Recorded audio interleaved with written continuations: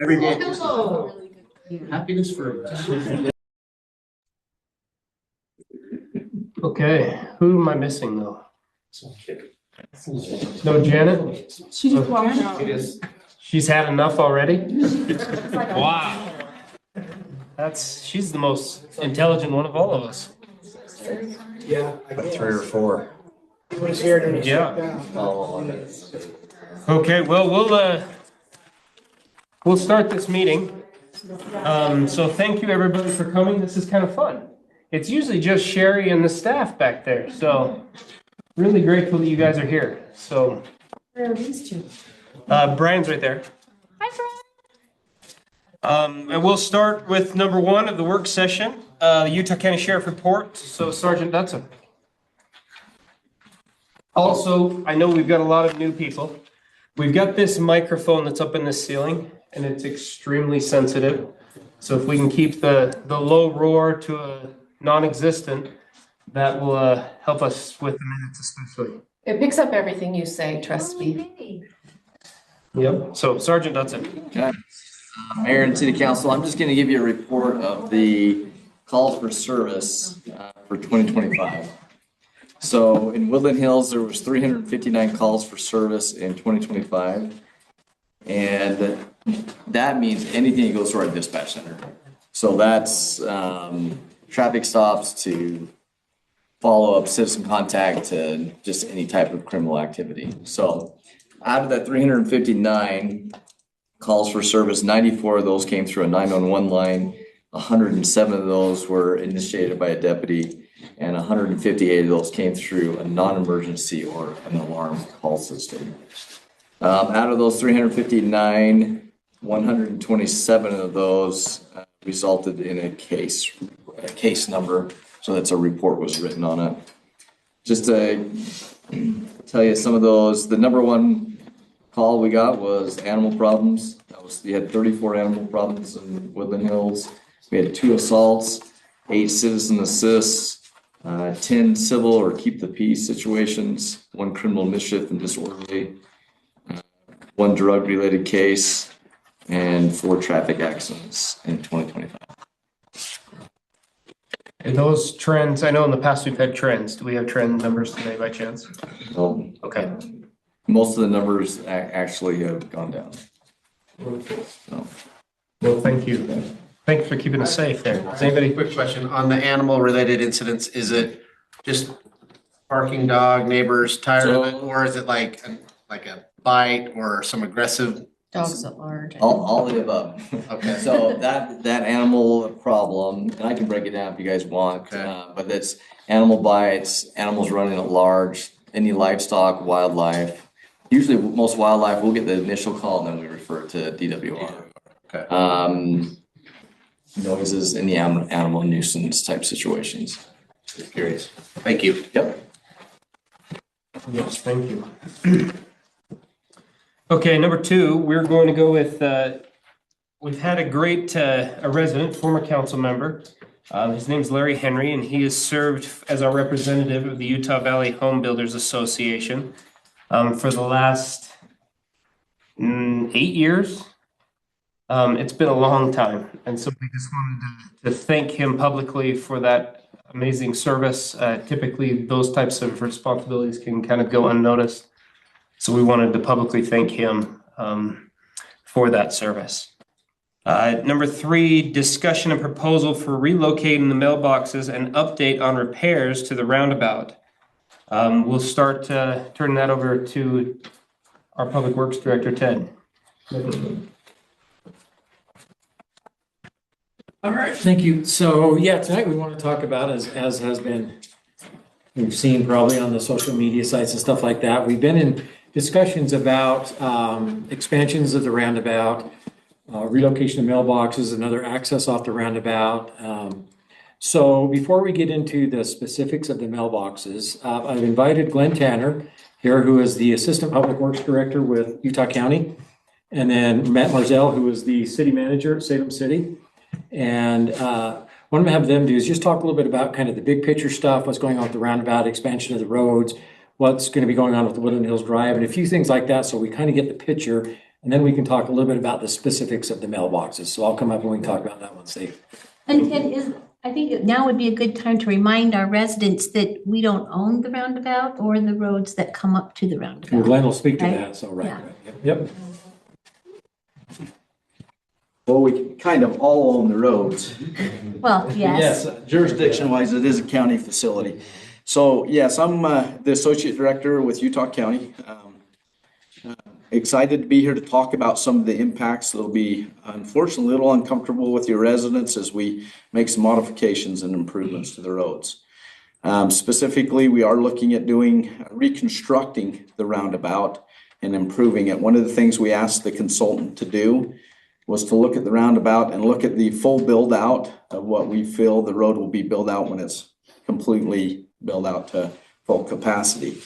So over the last year or so, we've worked with various, I would say all the cities in the area to look at what we are considering the Nebo Belt route, which will kind of take in all of the area. And as we've looked at that, they looked at 11200, they looked at Woodland Hills Drive, and we've determined what that full build out looked like. Now, the county committed about a year and a half ago, almost 2 years now, to rebuild the roundabout for the citizens here. And so we are here, we're committed to get that done. So the consultant's been looking at this to build it both for the volume of traffic as well as the various types of traffic. So we do have some truck traffic that comes up in here as well to make sure that they can make it in and out of the roundabout. So I'm going to talk about all of it and I'll lead into the roundabout. So right now the county is under contract with a consultant to do design work from what we consider 11200 south.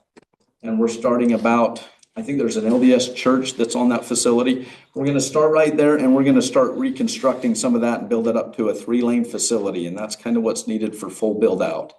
The reason being that is we figured with the roundabout down, we can kind of build that and reroute most of your traffic over towards Loafer Mountain Parkway. With that, it leads into the roundabout and we, as you can see, it gets redesigned completely as we look at both the proposed development that's towards the east there, which I'll let Salem kind of speak to that. But the county's looked at that and what we've asked is that we try and incorporate that so we don't get a roundabout done and then half a month later or so we're tearing it up again. So we have been in consultation with both Salem City and that developer, as well as Ted's been involved with a little bit of the discussion, which then did bring impact to your mailboxes. As you can see, it gets really tight right there. We can tighten things up, but the concern is the volume of traffic and your residents coming in and out of the mailboxes. It will become more difficult over time. And so we do see it as a concern as we evaluate the traffic flow and try and build the road out to its appropriate widths. So that's one of the projects. The other project that we're looking at that will affect you again, because we're trying to, I'll say, work on Woodland Hills Drive all at once so that we can hopefully open the facility back up and not have it under construction just year after year. But we'll have a signal that will be going in. We're in conjunction with Salem City. I'll let maybe Matt talk about that one as well. Salem Canal Road will be under construction there. We're also looking at doing a signal at 8800 South or Powerhouse Road this year as well that we're hoping to put in at the same time that we're reconstructing the roundabout. But that's kind of the plan that the county's got going is we figured if we're going to cause, I'll say, traffic adjustments here, we might as well try and get as much as we could at this point.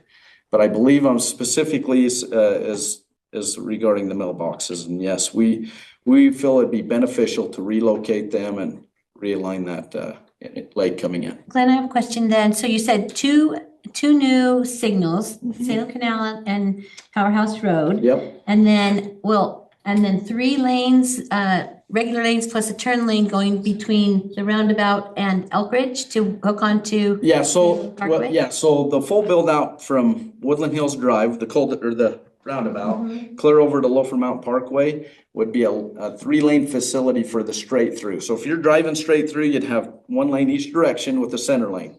Now, as you come into an intersection, as you probably are aware, usually flare out for right turn pockets and that. So there'll be a little adjustment at each intersection. And then what about Woodland Hills Drive down then? That's a 5-lane facility at full build out. So, and are you not doing the full build out or just, because So right now the- part of it is? Yeah, so the roundabout, as you can see that lake coming off, we are proposing to build that lake coming down Woodland Hills to 5-lane facility. It transitions back down to a 3-lane facility. Just about the bottom of the hill there, it's back to 3 lanes. That will carry through the most of the project until we can either obtain all the right of way to Okay, build out the 5 lanes or as so development it will continues.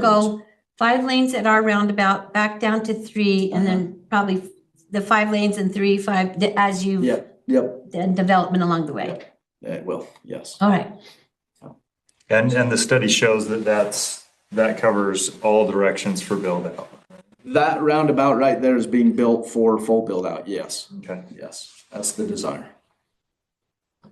So one of the questions I have, we can see that overlay. I'm not sure how well people can see it in the back, but that overlay, and the mayor did a video earlier and posted it out for everybody. On the, what is that, the northeast side where the mailboxes are and where that's like a curb line, right? That darker double line that you're seeing there, Sorry, yes. As I get up and point, yeah. Yeah. I'm not using this. So this right here, this one right here. So this is the road here. This currently looks like it goes right over the top of the mailbox as it is now. Yeah, it's kind of. So all of the land value, really the real estate isn't that way, it's this way, and it gets more narrow as we get toward the street. Yeah. So just for our residents and for the council, this is a big one, right? There's no better spot in the city of Woodland Hills than right there. Okay, There's just no better spot. Everybody goes through there, whether you live in Summit Creek, whatever, the roundabout is our hub, and both visually and how we get up and down the mountain. So this is the most optimal spot in the city. What efforts and lengths have gone on to do any type of evaluation to allow it to stay? the mailboxes, we have. Just for our Again, our residents. Yeah, so for right now, the county's focus has been primarily the functionality to try and do, I'll say, the financial thing right, build the cul-de-sac out to traffic volume. Yep. So I haven't been looking specifically saying, hey, I want to save this feature. I'm looking at how do I make this road function appropriately so that it's both safe and I only have to spend the dollars once. Yeah, that makes total sense. And we So that's where our focus has been. yeah, we support that fully. What I know, I've already received a lot of input from residents. They'd want to leave no stone unturned on the possibility of being able to find a way to keep them where they are. And our responsibility is to do that. At the end of the day, it may not be the case. I mean, land is what it is. Space is what it is, and it may not function that way, but at a bare minimum, I want to do everything I can to support our city residents who have concerns. So your, I apologize what Ted's Ted. title is, but Ted brought this up. we So- don't know either. I don't No, know. we just call him Ted. I just looked at him, he does everything. And the thing is, you can say anything about Ted, but he does all of it. So yeah, you could just guess. Have You could Ted. guess. But Ted did bring this up in a meeting we had last week. It was a Teams meeting. And so the county has asked the consultant to reevaluate to see if there's any way that we could leave that and still have the functionality, okay? So we're looking at it. Good. There is a high concern that it will, I'll say, affect the functionality of the roundabout. So yes, that's been brought up. Your representative for the city has already brought that to our attention. They've been given the direction to look at that. So the plan you're looking at right now is what we consider a 60%. It's being reviewed right now. I just talked to him again on the phone. So they are reevaluating it. We're also looking again at the traffic numbers to see if there's anything we can do to shrink that up, because again, it saves me money. Sure. But again, when we look at the initial volumes, we have two different consulting engineers looking at this. We got a contractor looking at volume and projected needed lanes, and then I'll say the construction design side of it. Yep. And both of them are saying that the volume is going to need the lane. Yeah. So again, we'll look at it. I give you my word, we are looking at that right now, and we'll keep Ted in the loop as we come back with that evaluation to see if any adjustment can be made. The challenge is if I go one way or another, I'm affecting developments, no matter where I take that cul-de-sac, or I should say cul-de-sac roundabout. So we've tried to, I'll say, eliminate as much encroachment on everybody's property, not only Woodland Hills, but also the developers. property is valuable. We understand that, absolutely. One of the questions I have too is we're gonna go from 5 out of the roundabout going south down Woodland or north Woodland Hills Drive. We're gonna go down 5 to 3. Is there enough width right now to do that 5 width, or are you gonna have to bring in material on the We'll have to side? bring in fill material through there, yes, yeah.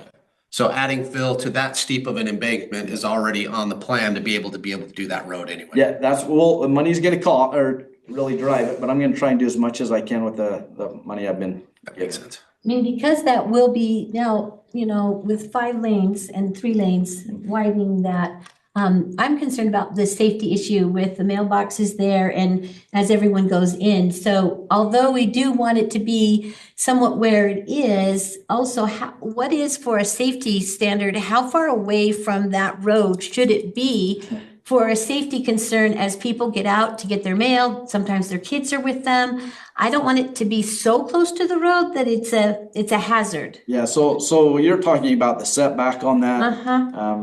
A lot of times, again, we look at those, I'll say facilities or structures, we like them to be a minimum of 50 feet.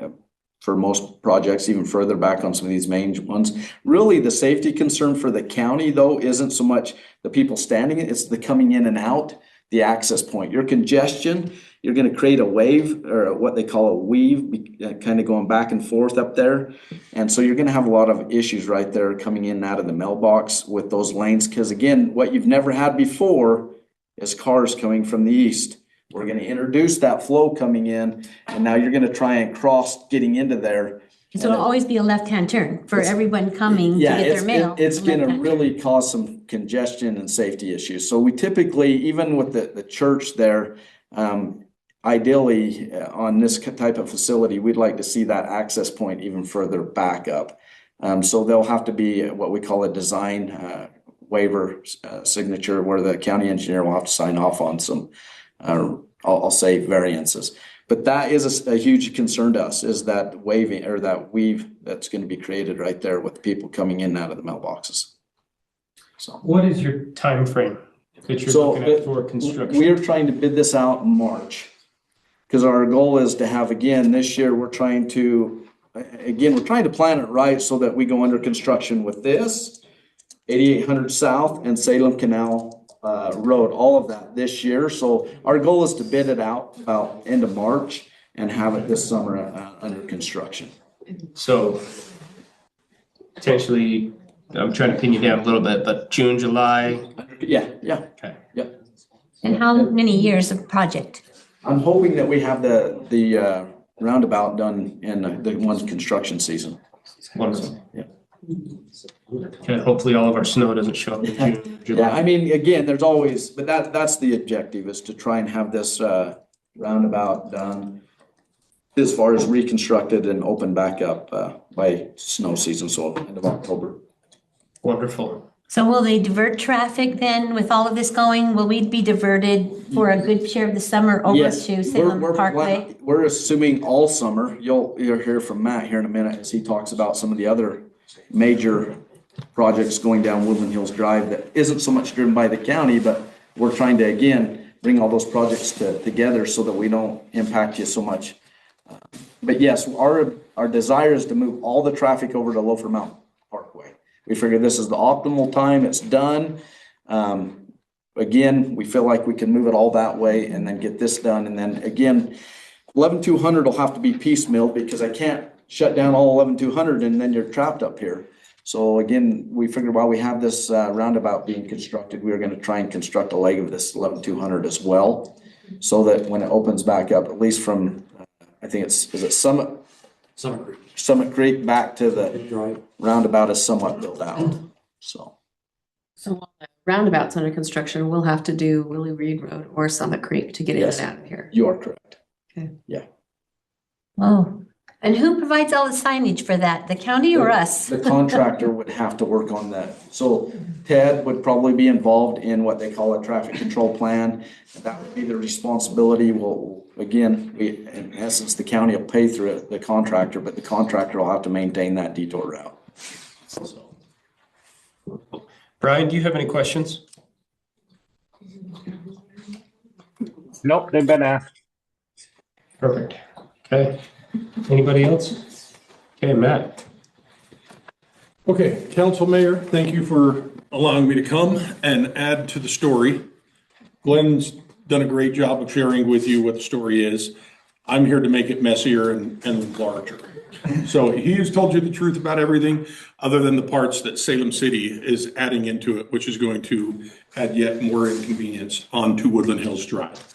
So the first thing I'd share with you is this construction window is going to affect you from March 1st, so roughly a month from now, till sometime right to the middle of October.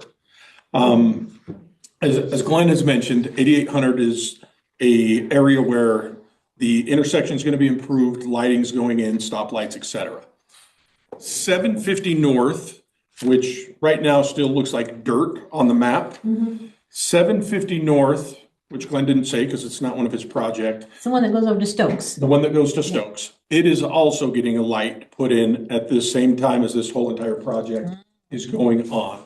So in Salem, the development owned by Flagship, it's called Salem Fields. It is the one that's directly to the east of Stokes Supermarket. So 3 lights total, the So 2 for the 3 county and the 1 from you. Yes. Okay. So that roadway this summer will also be connected. 750 will reach all the way to Woodland Hills Drive.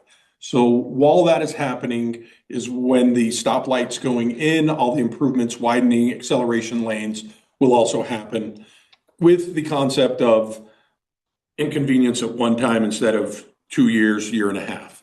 The one thing I can tell you from Salem, we have cornered the market on roadway inconveniences. We just got done with 2 years of central Utah water coming through and shutting down the main artery through our town. So we're hoping, in all sincerity, to be able to do this the best way possible and alleviate some of the things that we learned with the project that we weren't managing that Central Utah ran through our town. So coming back to 750, so 750 will be improved. For information wise, on the east side of Woodland Hills Drive of 750, the light and all the infrastructure will go in.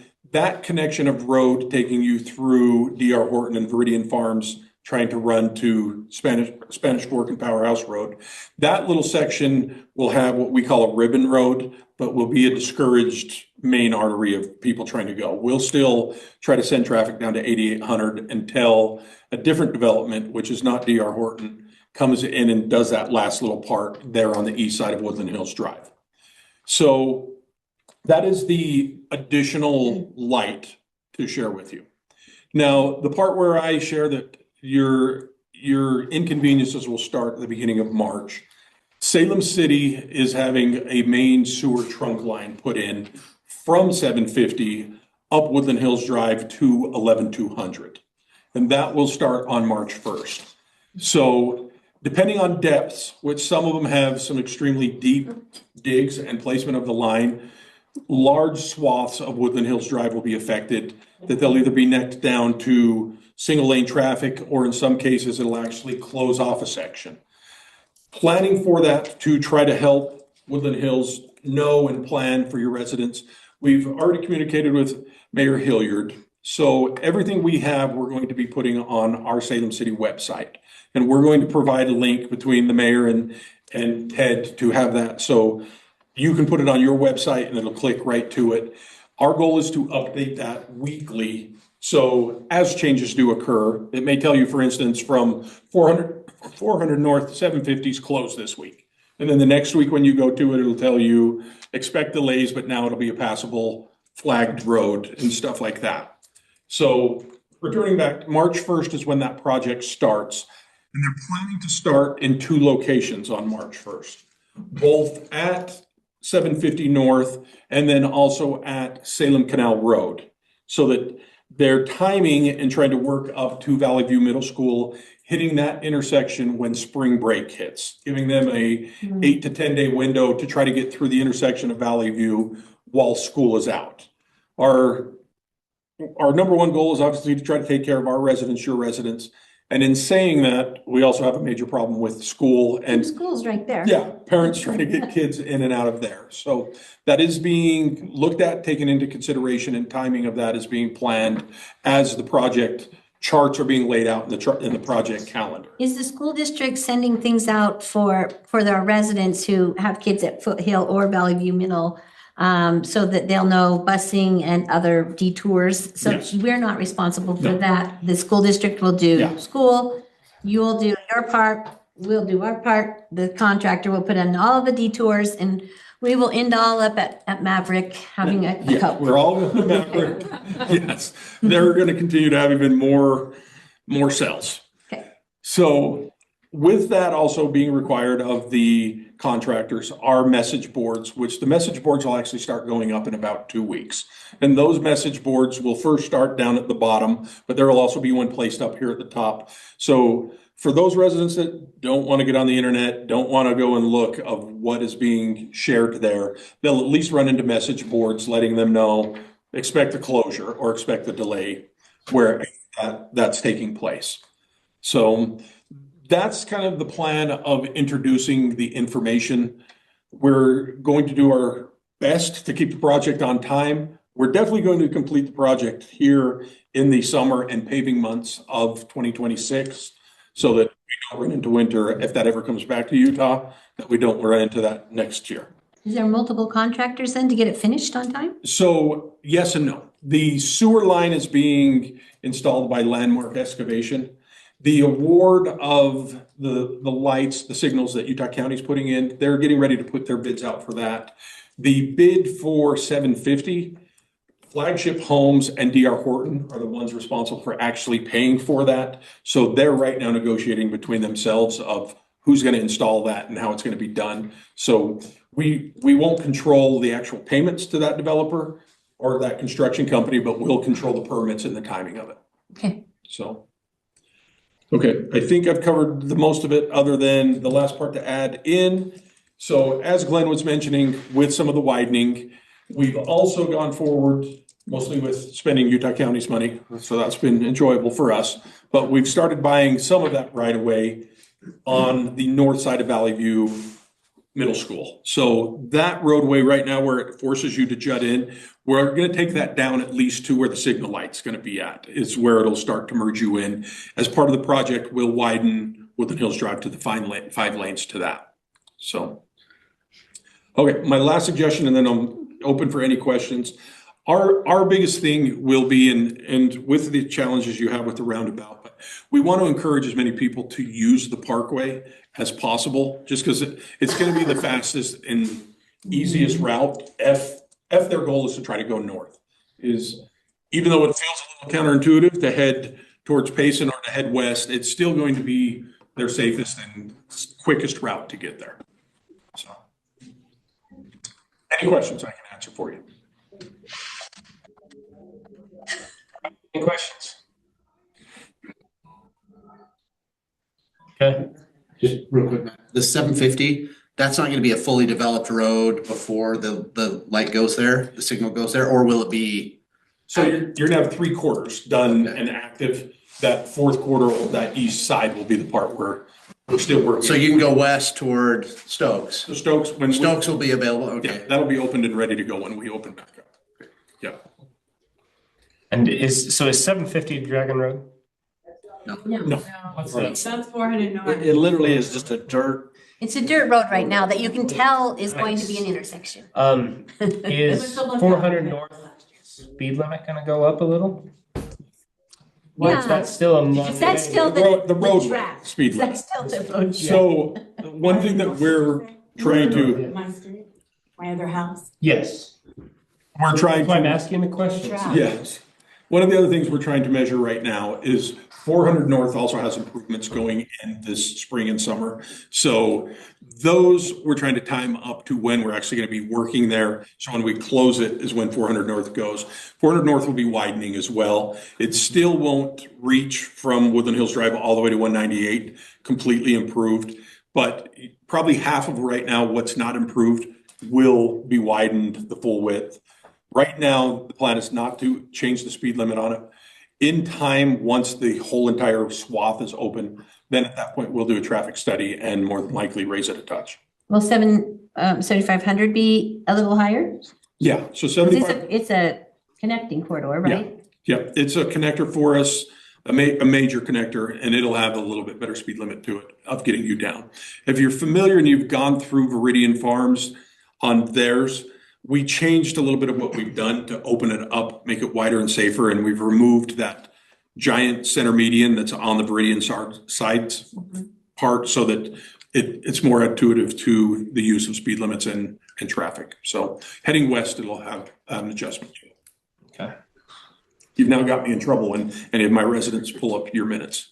Yeah, that's We're what I gonna do. post it to your Sorry. website. Yeah, thank you. Thank you. We'll put it in the newsletter. I am gonna put it in the See. newsletter.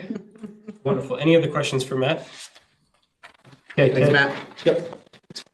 Yeah, thank you so much for spending your evening with us, gentlemen. Yes. Have a few residents in a few areas of our city, of Salem City, of Elkridge, and the county that will be asking a lot of questions. So are we sending them to Ted, Matt, or Glenn? Send it to me. Okay. Send our people to Ted. Ted, this is just a random question, but in the past, sometimes when we've had construction, you don't know, like maybe you forgot that the road was closed and there's no signs or anything until you're like well down in it.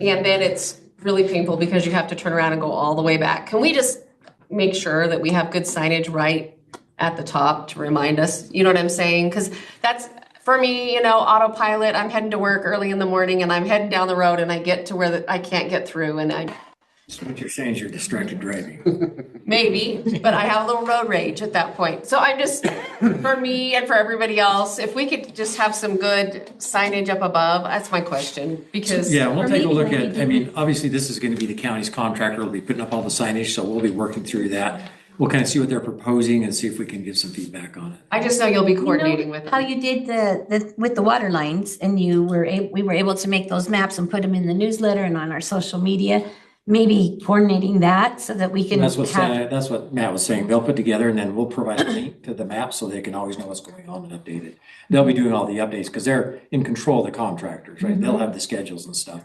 They'll be writing that information to us and then we'll put it And in. then we can put it out as fast as we know. Okay, perfect. So what I want to talk about just real quick, so they've talked a little bit about Glenn talked a little bit about kind of big picture plans, the build out projections and how they're building this roundabout 11200 parts of Woodland Hills Drive for basically build out conditions. There is a planned road Glenn alluded to called Nebo Beltway. It's a project right now that's being planned, which will bring a new interchange, which will be built in about 1.5 years, I believe, or under construction off of Payson, just before the Main Street exit. And it comes up through Payson, ties into eventually over here into 11200, comes along 11200, back down to Woodland Hills Drive, and then down through the river bottoms, then over to Highway 6. So that's in the planning right now. And so as they're planning that, they're trying to, as they're doing projects, they're trying to build things out for those conditions. So that's why he wanted to talk a little bit about, when they're looking at this roundabout, they only want to spend money on it once. So they want to build it for those build out conditions. Of course, then Matt talked a little about the impacts of the traffic control. I want to talk just a little more specific to now the mailboxes. So as we've been sitting in these meetings, there's been back and forth on these mailboxes. How will we deal with that? Because they're building this roundabout to build out conditions. And as you saw on the map, it goes into all properties on all four corners down there. I don't know if you've noticed when you drive through the run, you follow a truck through there. It drives over the curb and up on the sidewalks to get around. So they're building, as Matt said, Glenn said, they're designing this roundabout for all those conditions, trucks, future traffic flows and stuff like Will that. it still just be single lane or will it be double lane? The roundabout, it'll be single. Okay. There is a plan, possibly planned right only out of the new development. There'd be a right only, possibly out of that, and a right only coming up Woodland Hills Drive onto 11200. They're looking at that right now. They showed on the plans, but that's what they're evaluating. Glenn talked about saying, do we really need those right onlys, or can we reduce the footprint a little bit and take those right onlys out? So that's what they're looking at. But as you can see, that goes into all four properties, right? So they're gonna have to take property from all four corners to make this roundabout work, including our mailboxes. So the first thing we looked at is moving the mailboxes farther down on the same property, just putting them down there a little ways. And that was the plan we were moving forward with for a while. And we actually had a layout with doubling the size of the mailboxes, so it would meet our build-out conditions. and enough parking stalls in there for people to park and get their mail and stuff like that. Of course, this roundabout grew a little bit more from those plans, so we saw that more of that corner was going to be taken out with the roundabout, which got to be a very tight area for the mailboxes. But more than space, what was becoming the bigger concern, as Glenn talked about, is the traffic patterns, especially when these build-out conditions get met. Because you have to basically come through the roundabout, and then you'll have to make an immediate left turn into the mailboxes while traffic's coming, oncoming traffic's coming, and traffic's still going around the roundabout. Traffic flow patterns are going to be a little bit, probably maybe not in my driving lifetime, but at some point they will. So we've got to look at this for those conditions, right, for our generations. So we tried to continue with the idea of keeping the mailboxes down there. It started to become a little bit difficult worrying about the traffic patterns, the congestions, accidents, safety, stuff like that. So then we started looking at, well, what other options do we have for these mailboxes? Is there other options we can have to keep them there? Obviously space, we can work out space, but it's the traffic conditions. So then we looked at other lots around the city. We talked to the lot owner just over there on the other side of the church, see if they were willing to sell. Didn't get any bites there. The other property corner. We started looking at other areas down in that location, and we just can't, the real estate down there is pretty prime. And they're, obviously saving it for development. So we couldn't get that space to work out. And so then we got talking about the city center. In talking about these mailboxes, we also started meeting with the postal people, the post office. A couple of them, we were trying to get their feedback as to what they wanted to see with these new mailboxes. A couple of things they pointed out was one, safety and security. Where they're at now, they're I don't want to say they're unsafe, but they're not highly secure in those locations. We do have cameras, but they're not highly secure. So security was one of their concerns, and believe it or not, having a restroom available was the other one. Because their postal lady, she goes mailbox to mailbox to mailbox and has nowhere to stop unless she goes and dives off and goes to a store somewhere. She said it'd be nice if we could be somewhere close to a restroom. So that's where the idea of the city center came up. Well, maybe we can move the mailboxes up here at the city center. That puts a little bit more secure area because we've got the city building right here. And also it gives the postal lady a little more convenience to have a building right here she can come into and use the restroom. We could build it to be a little more secure where she gets the mail out. So Where do we have room here? I mean, we don't even have enough parking for regular. So we'll look at some plans. We do have room. We can look at some plans because we've done some layouts for this. And that's actually, so we met with the, I'll say the developer that's paying for this, right? Because it's not coming out of our pockets. And they actually put together a plan of a way to put them in up here. Now, there will have to be some modifications, and I'm not saying I'm for or against wherever, that's your guys' job. That's why you make the big money. Right? I'm not trying to sway either way as to where these should go. I can only tell you from an aspect of sitting through all these roundabout meetings of the concerns that come up for safety and traffic flow patterns in the future. So then we started looking at the city center. Is there a way to make them work here at the city center, which draws more people to the city center? It gives us better ways to communicate with people, also provides a restroom for the postal lady, and gives us a little bit more secure area for the mailboxes. And we get them built to build out conditions. So we'll have the mailboxes for when the city builds out. We met with the developer's contractor or designer, and there's the spot right over here. That is just a dirt spot up where those parking stalls sit below, and a mailbox will sit right back in there perfectly. And as the double in size? As double in size. Fits right in there perfectly. They've designed it out and it just takes that space basically. We might have to take a little bit of one stall, but that'd be about it. Then we have parking all around the city center. We'd have to probably make some modifications down to the entrance of how traffic would flow in and out of the city center, but we could do that as part of the design. Ted, the post office talked about maybe changing now. I mean, we have buses that can come up and down our roads. They talked about actually having more neighborhood, those like more Pedestals. those pedestal boxes part on of the each challenge is street there. and So stuff. we've got those down in Four Seasons. Right. And we're getting a lot of, not only from the post office people, but from the residents. They don't like those too well because they're right on the street. So the postal lady stopped right on the street distributing mail. people that come and get their mail, stopping right on the street to get their mail, which they don't feel safe, as well as they're starting to deteriorate the boxes because they're out in the weather all the time. We had talked about that and looked at that idea. Those are some of the feedback we got when we talked to both the post office and residents about those. Okay. Now, one thought we've had is Summit Creek has their mailboxes, so those residents of Summit Creek will be using their mailboxes. If we were to move some mailboxes up here, we could have some residents around this area using these mailboxes. Eventually, all that area down below us is going to develop. And as we master plan that area out, maybe we look at another little mailbox facility down there for those folks, so they don't have to come all the way up the hill to get it. We also talked to the post office about their, concerns of driving up the hill in the winter. And they had no issues with that. I said, that's not a problem. We don't have a problem driving up the hill. And with this, they'll have enough package compartments, because I know that's been a concern with the post office, because We'll we expand order a those. lot of Amazon and other things that online, so Yeah. they'll expand that as well.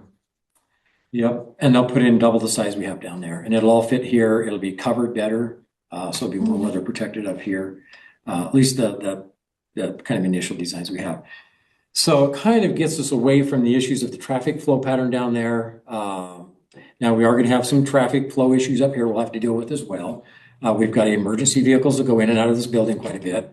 So we're going to have to go down and make sure we protect that area. We may have to put a separate entrance in for people using the mailboxes, so they're not pulling in front of emergency vehicles. We'll have to designate parking specific for our responders, so they're not taking up that spots. And a few things like that. We've talked about some warning signs, both out on the street and at the entrance to the mailboxes, warning signs that would warn people to slow down. Because they're approaching traffic that could be turning, or emergency vehicles, stuff like that, flashing lights on them, whatever. So would all that be considered part of the cost of relocation that the developer will take on? Not only the physical facility of the mailboxes, but also alternate entrances and exits out of this area, as well as the signage or flashing lights, or all of it will be in one package deal? You're paid for this? Okay. Now, they're paying for the relocation, right? And so we'll have to work with them so they can accommodate what we would need to if they're going to be relocated up here. So the other side of that is you talked about prime real estate. Wasn't that part of the agreement that they were going to put them just to the north, right on that prime real estate, and it's prime real estate for a reason? You mean Yeah. So same property? Yeah. So Yes, but it takes away our, so to shift. like I said, the space was not as big an issue. We even worked out an agreement with them where they would give us some of their property. We could move them on the property they're at, but we don't have enough parking. So to create more parking, we have to get more space, more property. They're willing to give us more property to create some parking area, stuff like that. That really wasn't, the space wasn't as big a concern as the safety of the traffic flow. Coming in and out of there, like I said, probably right now we won't notice a lot of difference. When we looked at the queue, they call it, or how many vehicles could wait in the permissive turn lane to turn into the mailboxes, you can get about 1.5 cars waiting before you're going to run out of space and people are backing up into the roundabout. And so that was a concern, turning across oncoming traffic, and especially, like I said, right now, probably wouldn't notice a whole lot of that. But as we get 20, 30 years down the road, especially when this Nebo Beltway is built out, that'll be a huge concern, is the safety there. And so while we can get it paid for, we want to make sure we do it right and only do it once. So we'll continue to own where the mailboxes currently are. That will be city property. And we already own this property. So the cost to relocate then is a little, I guess, not as expensive for the developer if we already own both pieces of property. So why are we not looking at that corner on this side? No, the next side, across, right? Yeah, right there, about having something there and having the developer buy that property and We have relocate. looked at that, the property owner. We said the property owner wouldn't do it. They've got, that's prime development real estate. I mean, that's like, Right. and so But- they're not going to sell it. What about the They Nelson refused. property? We've talked to Nelson. He's not, he's also, Because he has to give up some for that street to go through too, right? So. yeah, and his comment has been, he's been approached several times, and I'm sure he probably gets approached weekly. His comment has been, that's my family's property. And they're. So are we getting compensated for the land that we're donating to have this on for him? We're getting land for land right now. That's what's in the agreement. We can expand that area down there. and they'll give us some of their land if we want to If we expand move it it for up other here. purposes. If we move it up here, we already own the land, so it's, We'll still own the land. We'll still own the land, whether we move, if we move it on that side, we still own the land. That's always been, what's that? it's easy. Isn't that what you're asking? Because Yeah. he had planned to give us some of And it's that. in an agreement to do that, yeah. But if he doesn't have to give that, we. They still will. They still will, okay. Even if we move the mailboxes, I talked to him today because that was a question I knew would come up. So I called the developer and said, if we still want that land for example, a trailhead. There is a trail network that's being planned coming up Woodland Hills Drive, eventually may come up through our city, go over through Three Bridges for walkers and stuff like that. It could be something we want to use it for, a parking area for a trailhead or a little park spot or something like that. It Okay, can still be our property. We can still get some land from the developer for it. Like I said, the space wasn't as big an issue as just the safety of the traffic flow 20, 30 years from now. And that's what we got to think about as we think about our next generations, planning for them and getting things done wisely while we can, and especially paid for while we can. My thought is eventually those are going to have to move. So if we want to do it, and not, like I said, that's your guys' decision, but if we want to do it, I think why we can get it paid for is the time to do it. And we're highly cognizant of the fact that this will inconvenience a number of people a in our lot of city, people. right? It's about a fourth of the city that will have to come up all the way up to the hill. Our hope also, though, is we're trying to put a little bit of a silver lining on this, if possible, right? Put lipstick on the pig. And our hope is that it'll come and bring people into the city center. Come and be more involved and come and talk with us, ask us questions. We are here, our doors are open.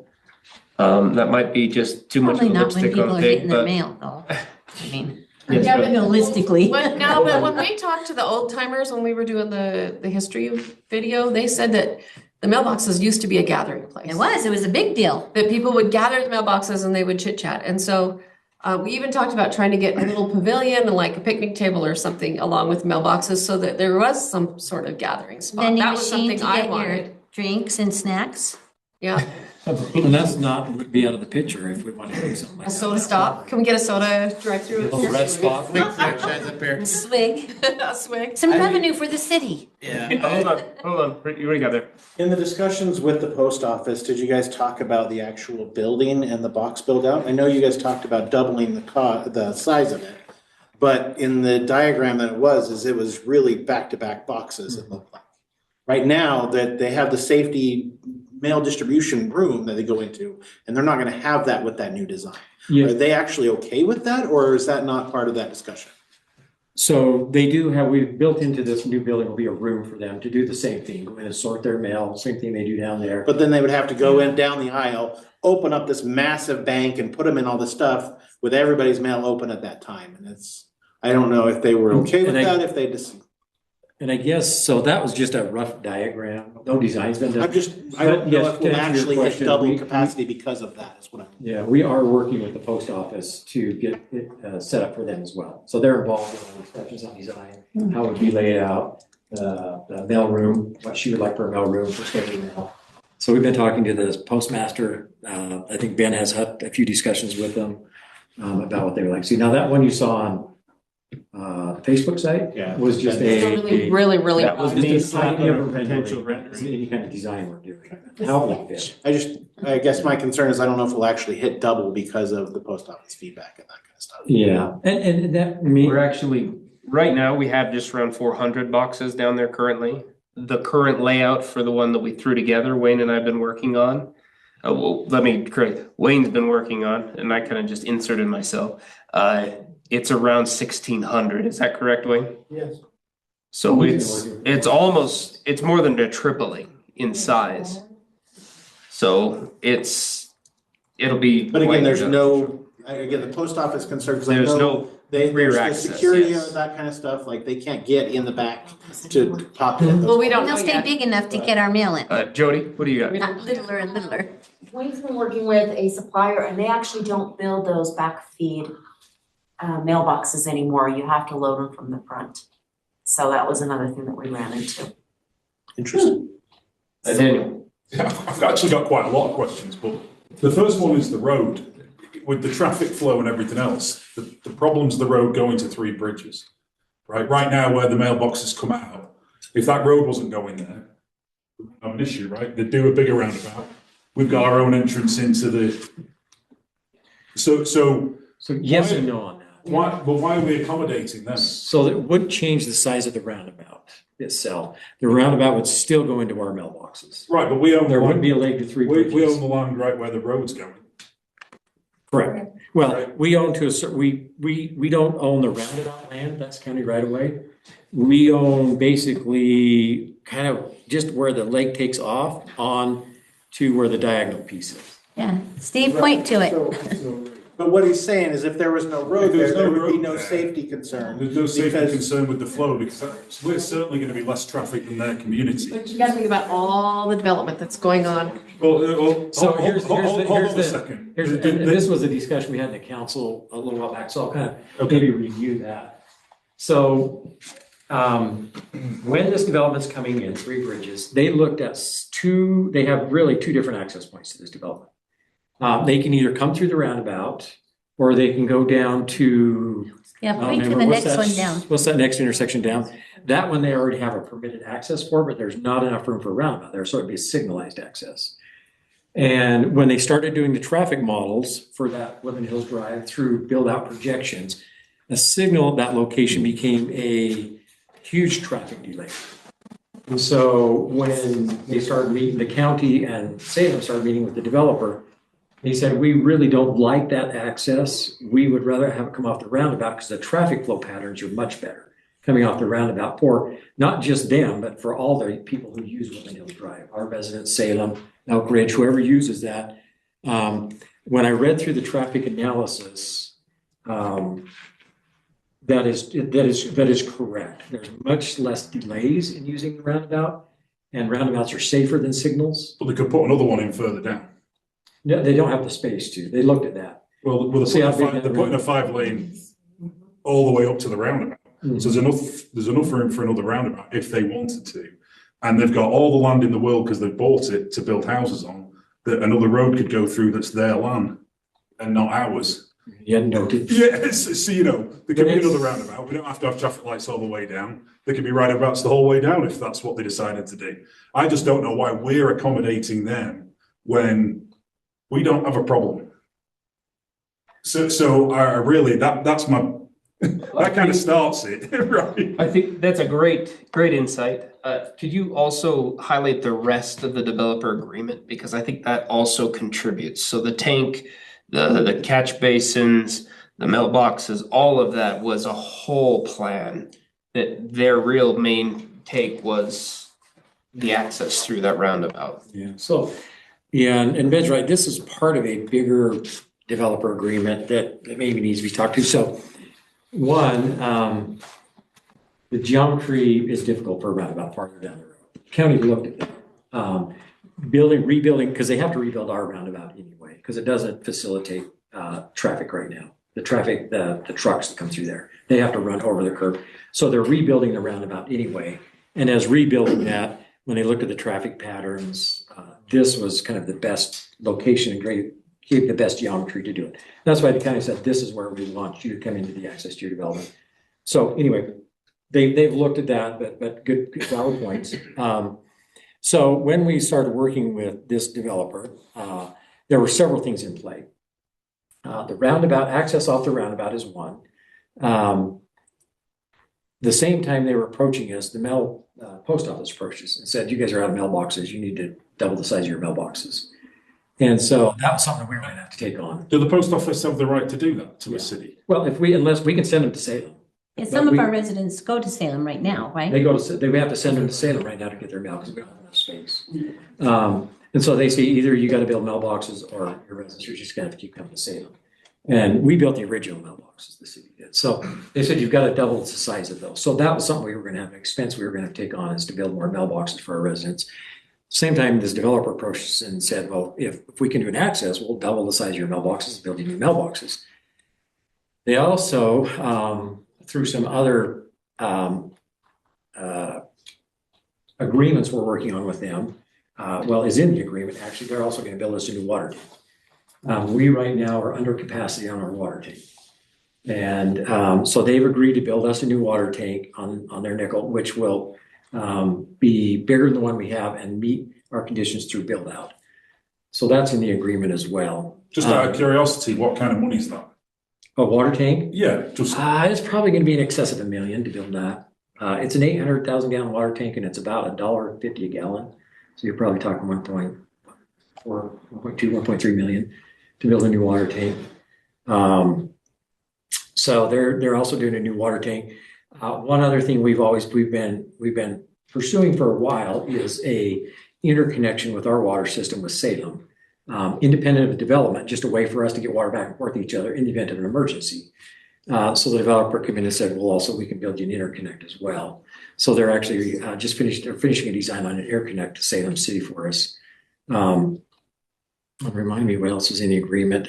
Catch basin for the drainage. Yes, and then the other thing is we have about 4 years ago, it was after we had that big snowstorm up here. We had a big flood event out of our city. It went down, the flood waters came out of our city, went down Woodland Hills Drive, flooded a house down in Woods County area. And the county basically got sued by that homeowner. And the county took that on. And they basically came to the city and said, listen, we're going to handle this lawsuit, but that was your guys' drainage water that came out of your city that flooded this house. Next time, we're not going to take it on. You guys will have to we'll just refer them to you. So they said, basically, short of it is you got to handle your water. So as part of this also, Three Bridges is going to build a basin down in their development, which will catch, and it's water that comes off of basically Woodland Hills Drive over through Maple and off the canyon over there. They're going to build a catch basin down their development that will capture that water for us. So there is a lot of work. There's a lot of stuff going on in the agreement. This is one piece of it. And like I said, that's up to people to decide whether they want this moved or not. I only try and provide the information, the engineering behind it. I just knowing the way this area is going to grow, and not just Three Bridges, but we're talking all the development that happens up here and the widening that's going to happen to all these roads and this beltway that's going to be built. There's going to be a lot of traffic through that area. It's not generally the best design to have our roundabout now goes right into our mailbox property, right into the parking lot. I don't know if the county would allow that. We'd have to come off the roundabout a little ways and then turn into a mailbox. That's the way they're actually supposed to be designed, to get everybody moving safely out of the roundabout. About the land below has a big pile of dirt, is that just gonna cause the same problems with the traffic flow? Because isn't that our property? Yeah, no, that's not. It's That's not, I actually thought, Three Bridges. okay, I thought some of That's that not was. It's Woodland Hills City though, but It's in our city. yeah, it's in our city limits, but we don't own it. Okay. Which was also part of the agreement because they were talking about annexing that into Salem as well, which, doesn't feel like it's a benefit, but the fact that we'll bring in the revenue for whatever, the property taxes or whatever, sales tax, whatever happens over there, right? And that's a benefit to our city. the road just doesn't seem like a good idea to me. I mean, you guys know more than I do. And I'm all for people doing what they want on their own land, right? I don't want to stop them from building, but that's our land. And I think we should fight for it. I have a question with regards to that, because, Daniel, you bring up some good points there that I've been considering as well. We already own that land, et cetera. We could maybe, as build out happens, build another mailbox in a new development and require that developer to put in more mailboxes. But it occurs to me that the county could eminent domain that property and say, no, we've determined this is the best use of our roadway, and they could do that, and then we wouldn't have that property anymore, right? They would just pay us cash. And what would we do? Would they, I don't know eminent domain may, but would they have to pay to rebuild the mailbox at that point? Just the price of the property. Just what it's worth. Mm-hmm. And we wouldn't be able to build the mailboxes And with who that. decides what it's worth? Appraisal. You have to have it appraised. Appraisal. But it's prime real estate. Yeah, appraisal, they would do, you'd have to do, I've been through some of these before, in my other career, before I came to work for the city. I've done several rights of ways, easements, and eminent domains.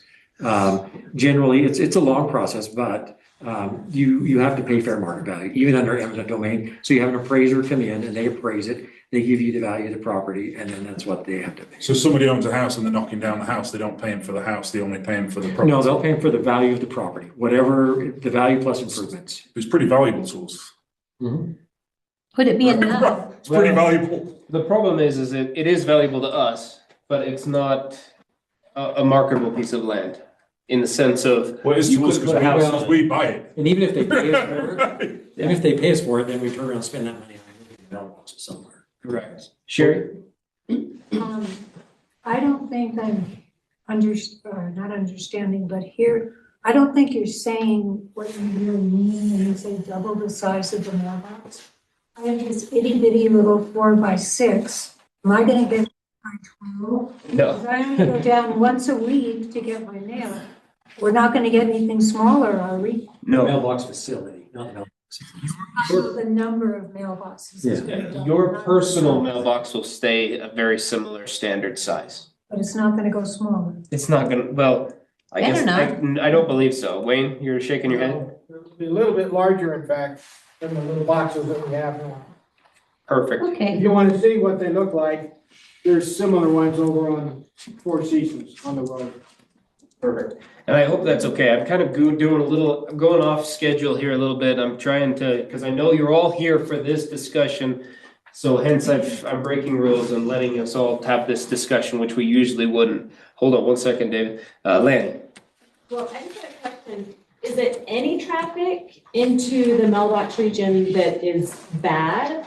Or if we had like a smaller mailbox in there for just those residents that would be impacted, would that still be a huge traffic problem or is that more acceptable? Where's the? That's a great question. I don't know that they specifically looked at the traffic going into the mailboxes. It was mostly the traffic that would be going through the roundabout and along the new road and how people trying to get into the mailboxes would be impacted. that left-hand turn. That left-hand Well, you turn. just mentioned like 1.5 cars before it would back up. But if there's only so many cars that would be going in there, that's not all of Woodland Hills, does that make a difference? It could, and that would be a timing, because, sometimes during the day we have, 1 or 2 cars going in, and then other times like at 6 o'clock when everyone's coming home from work, we got 10 cars trying to get in, and. But that's with most of Woodland Hills going in there versus just a smaller portion. Yeah, most of the time, the mailboxes are not that congested. Because I put up all the Christmas lights and I've helped trim the bushes and all the things down there. I probably spend a lot of time down there and there's not that many people at the mailboxes. Like I only check my mail once a week. There's just not that many people. I mean, there is, but there isn't. At certain times, 6 o'clock, it's busier, but. Is that something that Three Bridges would be willing to pay for? Like a smaller subsection of mailboxes there and up here also? Or is that? Personally, that's something I would like to look at. And so that's a discussion we'll need to have with Larry and Trey. And I think it's a to good idea. Head down that path, so. And then we could, as Ted was talking about, we could then look at if that other area starts to become developed, looking at a better structure there and then demolishing those. And also, I'd love to get rid of the boxes in Four Seasons eventually, because they are extremely dangerous. I've spent a lot of time there and I like the people idea that have that expressed a lot of they're concerns used there. as a trailhead too, because Yeah. the trail system with that Nebo Beltway, that they're going to try to get the trails from Payson to Salem to Elkridge to us, to Salem to Spanish Fork, all connected along that Nebo Beltway. And if that would, right now, we don't have a place to park and a lot of people walk on 11200. They use our current mailboxes.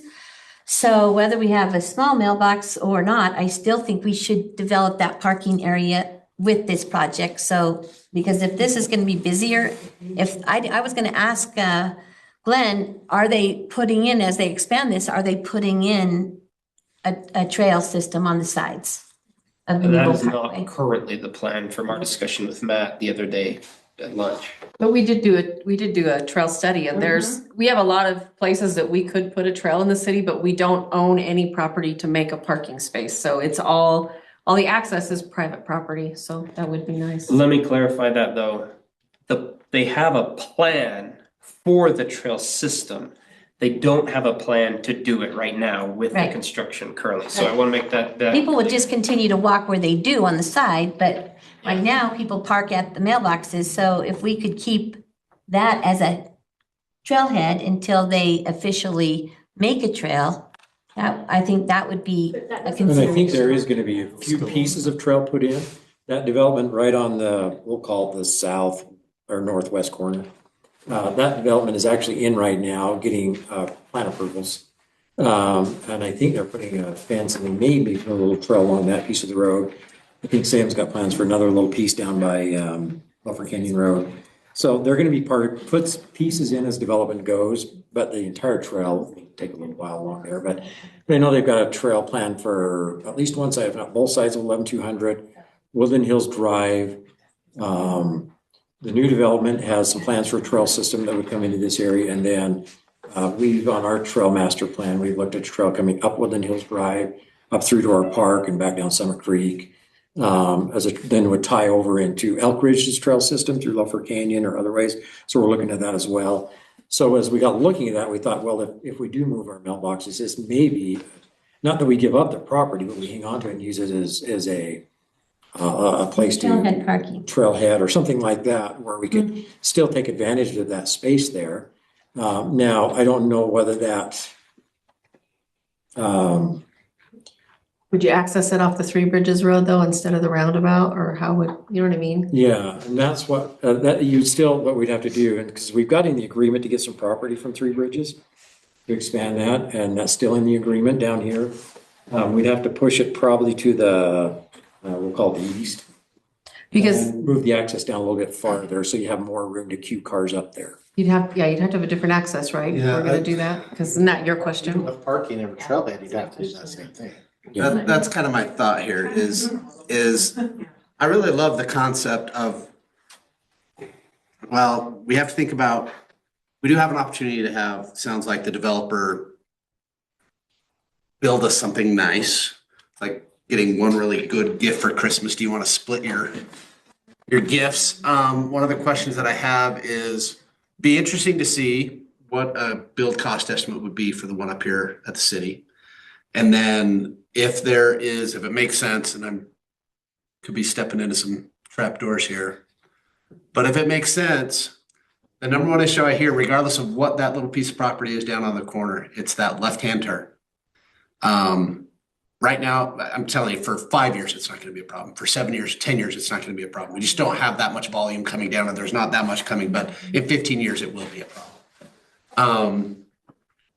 Our responsibility is to think beyond 5 years, 10 years, 15. One thing I wondered is, no matter what we end up doing with that property, I think that immediate left turn is going to be the issue. So if we do have just the ability to have that entrance be further down, so the queuing goes to say 3, 4, 5 cars or whatever it might be, that might be interesting to see if then you just kind of backtrack to either the parking for the mailboxes or parking for the trailhead, whatever is down there. That seems to be the sticking point. Because like you said, Ted, it's really not the space to build something down there. It's the space for access and the safety of being able to do so. And we all want that safety. But I think that would be interesting just to see if we can explore that a little more. I think we could talk about this all night long, so hopefully we can get it a little bit wrapped. You're not getting cut off, don't worry. But I do want to make sure I jump to a few At least people here. two. David, do I dare call on you? Yeah, I actually, whatever this lady's name is over here, I kind of like that idea. But just real quick, I don't know if any of you ever been almost hitting a roundabout. And but I would hazard a guess, probably thinking of more and more cars. I am going to hopefully be here, and then Jody can put me in a cemetery because this is where I love to live. So I'll be here in 15, 20, 30 years. So I'm just saying that having it up here as a community area, especially from your video, that kind of resonated. Because when we moved up there was so much community involvement and just community getting together, especially around this facility. I'm not saying we've moved away from that specifically, but I'm gonna say it.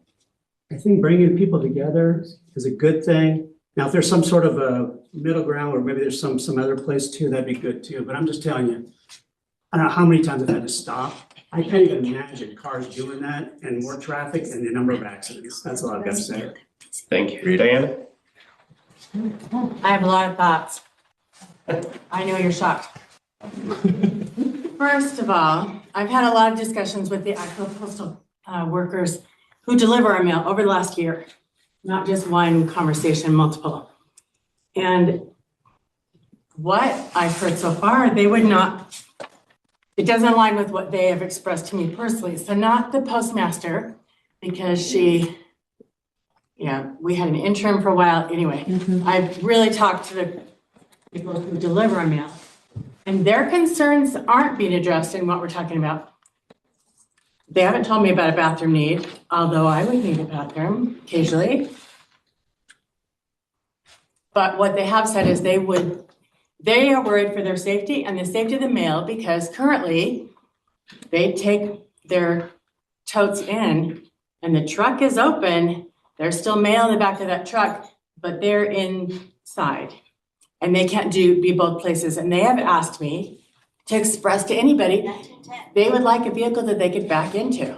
I mean, a building, push the automatic door open, they back in, push the door closed, then they do their work. And if that means they sort and they go out with just the one tote and put into boxes, then they go back, get the next tote. They're worried about the mass amount of safety. So that's the first thought, because I told them I would share those thoughts. I like the idea of meeting what Lonnie's talking about as far as move the entrance further down, acquire land from the developer there, and keep the mailboxes where they are. I have a lot of constraints that I think we haven't talked about. People who live in the Bible Belt of Woodland Hills, many of them do not have 4x4. We're saying you can't have your mail on a snowy day because you don't have a 4x vehicle by putting it up here. We also know that this little S-curve up here is not a place you want to be if you do not have really good tires and 4x, because every single storm we've got cars slid off. Those are big concerns to me. Now I've got the more serious ones. Adding more traffic here. Lots of times there's no cars here. There's, 3 vehicles on the entire property of the Salem, Woodland Hills City Center. But when there is something happening, random parking, it's not orderly.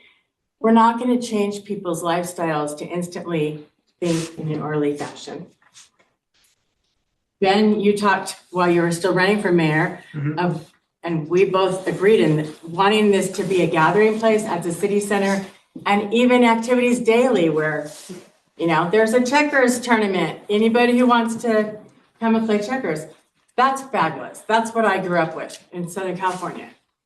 But if we add in these quick little run in and get your mail and out, we're adding more vehicles. There's a big safety concern. You've got kids wanting to be part of recreation activities. You've got kids running out of the car to get the mail so the mom stays in the car with the car running. I am not comfortable adding more, especially erratic traffic up here. And then I picked up my son who's deafblind, 21-year-old, and we just had to talk about, this was a couple hours ago, we had to talk about accessibility and when he feels safe and when he does not feel safe. There aren't sidewalks here. There won't be an even space where he knows what he's hitting with his cane. And then we look at our demographic. I'm now in that over 65. I know. And most people are not raising little kids like I still am. We don't move as quickly or respond as quickly. And we're talking about more icy, more traffic, more chaos. Those are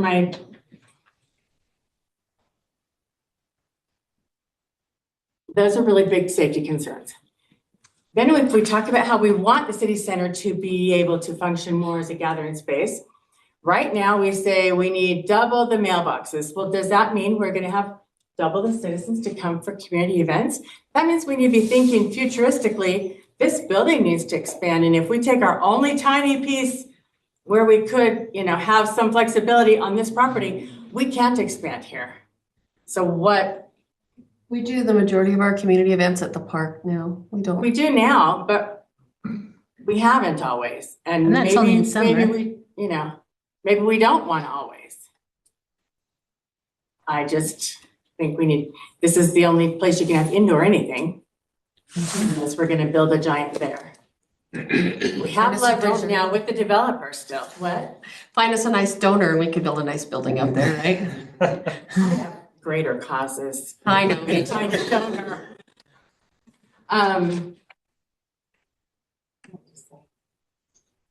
Space, meeting place, city center. Depends. I don't know what I was gonna say. Well, and maybe too, Oh, Diana, what you're we have the talking leverage about. with the developer right now. If we were having an event and people are parked at all the parking spaces, does that limit the driving to get to the mail? I think that's what I heard you saying. Yeah. Partially, but we also don't have very good snow management in the parking lot here. That'd have to change massively if you're hitting that much traffic through the winter. And we've discussed that a lot. So I would add that since my route is this side of the city, 6 a.m. to 6 p.m. And so I would include this loop of the parking lot to that route and salt it as well. Right, but you're piling it up on the side right now, it eats up all that parking. Where's that snow correct. gonna go? But we now have actually a snow blower that would assist in that. So as it builds up, we would Bury the then, neighbor? yes, yeah, that's, Poor Mary Johnson. well, this snow blower could actually get it to my house, so we'll just throw it over there. It'll be fine. The other thing is, we're putting a lot more traffic suddenly on Woodland Hills Drive through the city. And we have a beautiful plan years ahead how to take care of our roads, but that's gonna have to be sooner. Well, and I think actually Later if we can traffic get, space underneath it. if we can get a lower, small set of boxes, I think it actually completely eliminates that. Because right now, all those people are coming up the street anyway, right? And so if we can tackle everybody below us, they're not coming up. That's one thing I would love to talk or take a look at. So, perfect. If I want to hurry and move along or we'll be here till midnight. Sorry, I've got one thing. Okay, Daniel. Mail One thing. delivery. Yes. Normal neighborhoods, how I grew up in England, your mail's at your door, right? If anybody looked into the possibility of having it changed into that, I'm not saying that would work. I'm just wondering why the mailboxes are an issue, especially, we're talking about boxed and things like that. Kimberly and I are at the post office 2 or 3 times a week anyway. There's boxes coming, you never know how Amazon's going to ship them. It's annoying, right? You'd much rather have it delivered to your door. Is that a battle that could be looked at with the post office? Like, why are we accommodating them again? I'm all about looking after us, not accommodating other people. Like, I don't really understand why it's an old community. I know all the new ones, they have new things for new developments. And why can't we have mail delivered? Do you want to tackle that? Me to tackle that. No, go ahead. So the post office has said we can't.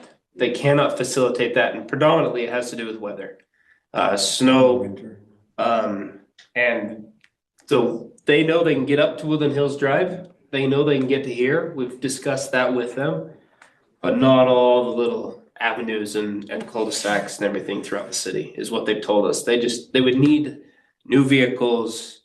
And again, I get your point. We don't want to be accommodating them. Amazon does it. UPS does it in rear-wheel drive trucks. They seem to be able to figure it out. That's their problem. Amen. That is the joy of not having a I do federal a lot of agency. Amazon vehicles as I plow and they I can also tell you, as we plow, no mailbox will be safe. It won't be from intentionality. We'll be driving and we'll usually, if it's a good storm, John and I are throwing, and David are throwing 300-400 pounds of water off the street, and those mailboxes are When your toast. trash cans are knocked over, And also, isn't it, as I look around at developments in not our city, but other cities, it seems like they're going more to those neighborhood, little things just on every so Pedestals. far, pedestals. Yeah, I couldn't think of what the name is. And is that the post office agreement with that developer or with that city or why? Because they're not Sometimes going HOA. nobody's going door to door like they did when we were kids. Yeah, that's for new That's the development. new development. So if it's not safe for Four Seasons area, is what you were telling us, Ted, that it might not be safe for some, especially Woodland Hills Drive, those who are, we wouldn't want to do one of those pedestals on Woodland Hills Drive. We've looked at those. The challenge we have up here with those pedestals, especially Woodland Hills Drive, is, or other streets, our streets aren't very wide. Our right of ways aren't very wide. And our streets aren't very wide. So either traffic stopping in the street and having to get out and get their mail, which is not very safe. And that's what the Four Seasons people keep complaining about, how unsafe it is for them. Or we build a pull out where they can pull out and possibly get their mail. We could probably only have enough space for one car to pull off the road to get their mail. But then how do we plow that in the winter is the other question. So these are all things, I mean, Whose house do these you are put the all. pull out in front of? These I are don't all want it great in front of ideas, mine. concerns, a lot of the same topics and questions and things we've discussed, trying to figure this out. And, they're all great comments and concerns, all the same, like I said, it's the things we've been talking about and going through this whole thing. Aaron? I like Diana, have quite a few comments. I'll try to Okay. get through them quickly. Okay, let's see what we can do. Okay, so first of all, I really like the idea of using the roundabout as designed, but pushing the entrance further to the east, like where the church parking lot turns there, where you can have plenty of backup, then you can turn in. There's plenty of land there that the developer can let us use that land there. There's no point in saving that land for a trailhead. If you can't access it for a mailbox, you can't access it for a trailhead. But if you access it further east, you can make both a mailbox and a trailhead at the same facility. But I also, so I'd say that may solve all of our problems there. Just say, well, quit trying to make it right off the roundabout and just go further east. Now, we gotta build a road to nowhere because it just dives off into a dip, but we could deal with going a little bit further. There's a lot of dirt east. to move. Yeah, there's plenty of dirt available for making the land. So that'd be my first suggestion. The other possibility is, having spent a couple of years in England as well as other places in Europe, roundabouts don't have to have 4 entrances. They can have 5, 6, 7 entrances. Now, they're bigger and bigger roundabouts when they have more, but we could have another entrance for just the mailboxes separate from the left-hand turn on the roadway. That may make the roundabout have to be even bigger, and so maybe that's not a valid point, but it doesn't have to just think of it as a 4-way intersection with 4 roundabout entrances and exits. Make it with 5. We'd have to ask the traffic engineers if that's a possibility. I think the further east entrance is a better solution probably, but that's an answer. Another thing is on the north end of Woodland Hills by Scott Parker's driveway, where the dip is there. That's also the same developer's land that we could, but then that's gonna create a left-hand turn coming across Woodland Hills Drive. So that's maybe not as good of an option. Here at the city center, I really don't like the city center location for the reason of it's a blind curve coming around, coming up the hill, and it's a blind curve as soon as you get past this city center. So having a lot of traffic coming here at the city center, I mean, the emergency vehicles already have to deal with it, but having everybody all day long, I would be really worried about the turn access in and out of the city center, even if we're staying on the road on whatever, is it Highline that's on top of us here? I worry about making those turns because we just don't have the clearance of the sight lines. I really like the idea of breaking up multiple mailbox facilities throughout the city, saying we don't have to have one mailbox facility. We've already got 2 and then some, right? Why not have multiple ones around for each of the respective neighborhoods, if you will? The people on the lower end don't want to have to drive all the way up here. They have a small mailbox set down there. We don't need more land. We just have enough for the lower people. And then we put some upper facilities up here. I don't like them at the city center. I think at the park makes a lot of sense. Admittedly, I'm self-serving in making this comment because it would be really convenient for me, but I'm really not even thinking about that at all. Just thinking about where is the safest, best place to get out and get the mail. At the park makes a whole lot more sense as far as land availability. Although it's the least convenient place for where everybody lives relative to travel. I get that. But there's other places potentially in the facility or in the city that we could put other things. And when we say, well, where are we gonna get the land for that? Well, we've got 2 parcels of land by the park that are currently not being used that, well, they've got the serpentine belt for potential flood. And that made a whole lot of sense 7 years ago after the fire. But now that we've got the big retention basin, do we still need those? Could we trade that land and say, hey, we want another parcel that's maybe in that new development that's going in most of the way down Woodland Hills Drive? Can we have one of those and we could put the mailbox facility there or wherever? We could trade these two parcels up here as far as prime real estate for another parcel somewhere else. There you go, rapid fire.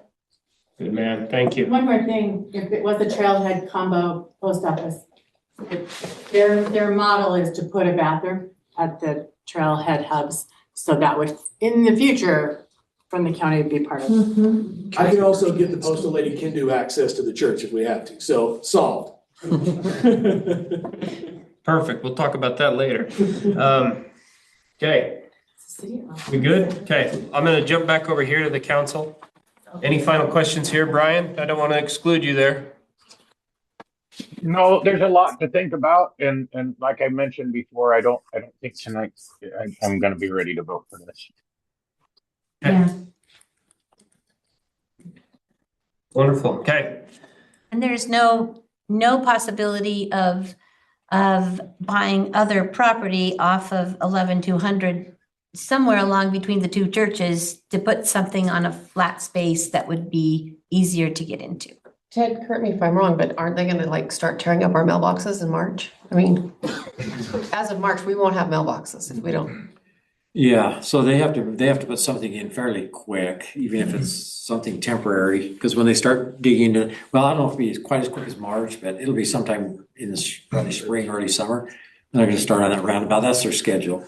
And they'd like to get these moved so that,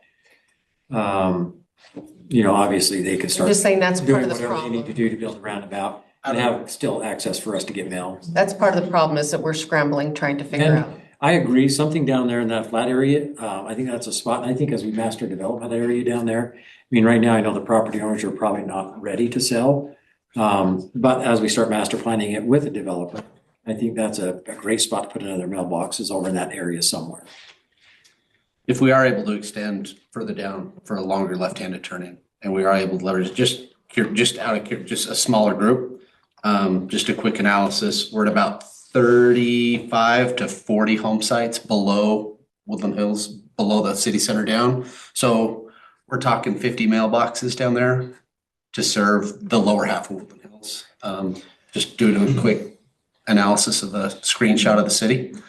So it's not like we have to have hundreds. It doesn't have to be a big facility. So, but it's the key there is that left-hand turn. And I think that's what the county is saying. That's what the developer is saying. That's what we're saying is the concern is the traffic pattern and the safety of the people going to get their mail. And so that's taken into consideration. Coming from the development, right? That's what we're up against for that left turn. No, just we've done and we don't want to back up into the actual roundabout itself.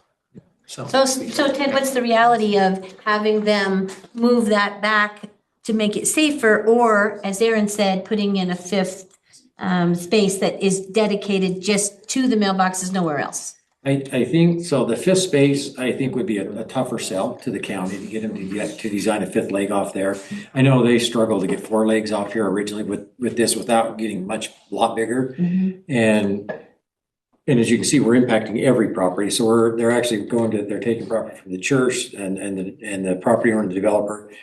I think that would be tougher sell, but moving farther to the east, we can look at that as a possibility. At some point over there is where their bridge actually starts because there's that big gully. And that's going to be a bridge. Hence that's one of the 3 bridges, but it's going to be here. Yeah, so we could possibly, because that is in the agreement now, is to get more property from the developer down there. They've agreed to give us some. So it's a potential to look at that and just see what happens. But if they're gonna start in March, I mean, that's quick for you to work with the. They'll start in June or July, because March is when they're gonna send it out for bids and things like that. Okay. So it's not like it's next month. So our But we do have to mailboxes won't be moved next month then? No, They just, they want to have the design done by then. they wanna have the design done. Start construction in July. Okay, so my only thing is, can we look at concepts? I mean, there's a lot of interest in keeping mailboxes down at the roundabout. So I would say not that we can't do it. How do we make it work? Let's ask that and see if we can keep it where everybody's hoping it remains. And then if not, we have alternatives that maybe a B&C alternative that we can all weigh in on. Is that a lot to ask the developer to? No, it's actually, no, it's the county engineer. The county? So we go to the county, they're the ones designing that roundabout, so we would just give their engineer and say, can we look at something coming farther to the east if we were to acquire property and see what that looks like? Yeah, because I think that's the preference from everything that's being heard. I think that's a big one. That'd be great. Okay. Well, thank you so much, you guys. This is Okay. why I put out that terribly boring video, David, was to get you guys here. So thank you. That was very, very, very helpful. And hopefully we don't have to raise other controversial issues so that you guys show up, because we really enjoyed it. So hopefully you'll stay for the rest of the meeting. But if it's okay, we're going to jump to number 4 here. Thank you for sticking around, Ted. This is about our phase 3 of our pavement management plan. Yeah, so we have, last year we completed phases 1 and 2 of a pavement management plan, which was all the road work you saw happen. That completed approximately about 11 of our 17 miles of roads. We've always planned for a phase 3 as well. And so we've got the plan, we've got it designed and out to bid and got bids back for phase 3. Phase 3 would do about another 1.5 miles of roads and would finish all of our roads with the exception of those basically this direction that need to have water lines replaced.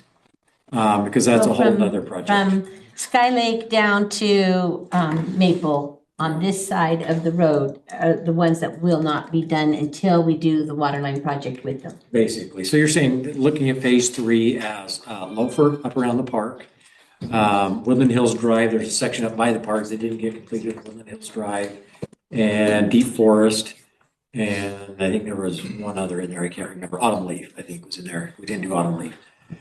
So it would complete those roads. With each phase, we've done different type of treatments because we had the analysis done on our roads, and we tried to approach this as cost effectively as we could and do the treatment that was necessary for the condition of the road. Phase 1 was a micro seal. Phase 2 was a mill and fill. This one is a pulverize and repave. We put it out to bid and we got 9 contractors that bid the project. So we got a good turnout. The total bid, as you guys saw, was $1,285,033.32, which is about $200,000 under what the estimate was for that project. So I think we got some good pricing and very competitive bidding for that. So 1.5 miles, 1.2 million basically, just so our residents get that number in their mind is, it's really expensive to do Woodland Hills roads. And that's why it's what we're doing, and we're playing a little bit of catch up, I guess is the way to say it right now. We're trying to get our roads up to a spot to where now we can, going forward, try and maintain them and make them last longer and not have the treatments as expensive. Because right now, the roads, a lot of these roads are in such a condition, we just got to do basically tear up all the pavement and redo it. The next project, which sometime down the road, 5-6 years, will be a micro seal again, or we'll micro seal some of these roads. And that's micro sealing. We did 9 miles of roads for $500,000 on micro sealing. Mm-hmm. So you can see the difference. If you keep up on maintenance, it's a lot cheaper to keep doing the roads. So anyway, so that's phase 3. So we've got the bids. And as you know, we talked about going out to Zions to get some funding for this phase 3. We have some of it, but not all of it, to finish this up. And we have our finance committee review this to see whether it was better to try and save the money to do this project or get a loan for a portion of the project from Zions and do it now. Their study showed that we're actually going to be saving money if we just go out and get a little bit of loan and do all of it right now and then keep up with the maintenance. That it actually saves us Can you money. explain to our residents, because a lot of them stayed, why we're not going forward with the Sky Lake to Maple on this side of the road because of it's a water and road project and we don't have the ability to get the water funding. Right. So those water lines in a lot of these roads over here are 40, 50 years old. They need to be replaced. The pipes that were put in at the time have about a 50-year life, and that's if they're in the right bedding and installed appropriately, which these we're finding probably weren't back in the 70s. They did a whole different type of install back then. So these pipes are deteriorating over here. They've reached their life. It's time to replace them. However, we got to pay for water projects out of water funding. We have to pay for the water basically with the money we pay into our water bills, what pays for the water system. It's an enterprise fund. We can't use tax money or other things for it. Water has to pay for water. So we've got to find a way before we can redo these roads. There's no reason to redo all these roads and then in a couple of years tear them all back up again to replace the water line. So we've got to find a way to fund doing the water lines and then we just do the roads at the same time. Are we really a government if we don't do that? What's that? No, just kidding. Are we really government if we don't? I'm working on a plan on that as well. Thank you. Anything else there for Ted? No, Brian? Perfect. Okay, then we will move on to number 5, discussion to amend the Parks, Trails, and Recreation policies and procedures. Is that you or Sherry? It's Jody. Jody. Why are we doing this? I read it all and I looked at it, but my question is why? Clarify the language. Because on the current ordinance, you are required to hold a meeting and it's not happening. So this just says you will hold meetings as needed. Okay. And that's kind of. Yeah, and I saw that it was less, before it was kind of shall. Yeah. And it's less severe, it's more of a. It's a committee that's an ad hoc and a support committee, but there's no restrictions on, you don't have to hold a meeting quarterly if you have nothing to discuss. I think the last time you guys held a meeting was in September. So. We've got projects, I have things. I think that's great, but it just doesn't mean you can go through the winter and not have to hold them if you don't want to. Okay. So you could go from October to March and not have to do anything this way. Okay. Sounds like it makes sense. I'm back on PTR, so I've got projects. Any questions on that? I have one question. Okay. Michael Myers online. I was curious why on the first bullet of the change it was taken out to seek public input on issues. I was curious why that was taken out. It makes sense that you don't have to have meetings if you don't need to, but I'm curious why that seeking public input was taken out. Well, I think predominantly that was due to the fact that this is more of the body for that type of a discussion. Though you're welcome to, because public Parks, Trails, and Recreation meetings are public. You're welcome to attend. Probably just cleaning up some vernacular. Okay. I took it as they're taking that responsibility away from PTR and putting it back on city council to get the public input. So PTR would vet the ideas and come up with it, and then they would present it to city council, which is what they typically do. And then city council would seek public input, but it wouldn't be PTR's job to do it. That was my interpretation. And I appreciate that. It seems, I don't know, seemed out of place to say they're not going to seek public input, but they're going to relay public input on issues. That's where I got a little confused. So that's just a question. Yep. Wonderful. Good question. Thank you. Anybody else here? Okay, then we will go with number 6, interlocal agreement with Salem and Ambulance Services. We will go with Captain Wallace. I am way less controversial than Ted. Can you ask for the same amount of money that Ted did? I don't want your money. You don't funny. So, as you know, That's your husband. Sorry, he's talking over you. can't take him anywhere.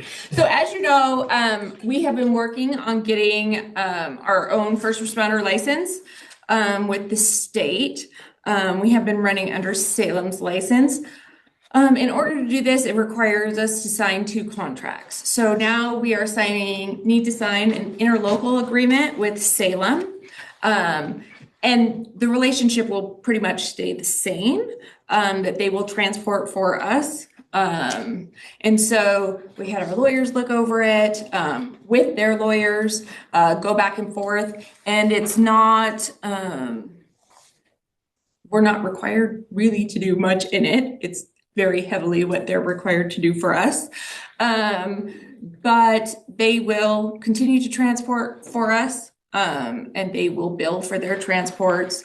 And then as we use our supplies, they bill for the supplies that we use, but then they give us back those supplies from theirs. So we're not actually losing money on that. They've already signed it. And so you guys need to vote on it so that we can sign it as well.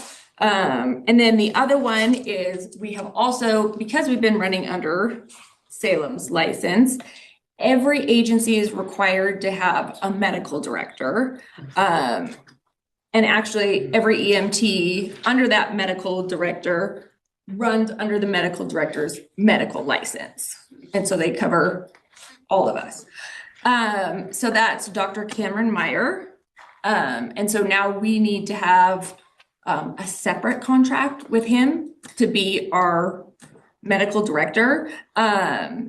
He's already been functioning as that. So this is just kind of a formality, but also now all the cities pay him for his time, for his increased malpractice, for all of those things.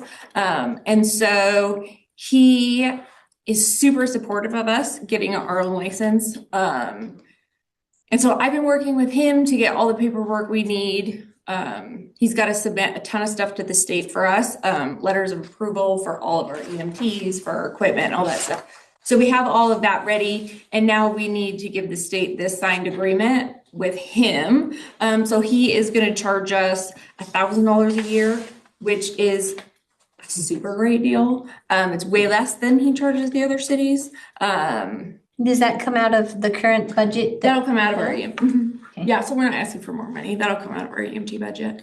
But with that, he'll come and provide training. I mean, he's already been doing that for us. So he actually has been treating us as a separate city anyway. But now it will be, or with our own contract anyway. So it'll just be kind of another formality that just, makes a contract. He provides our medical malpractice insurance as well. So that goes on him.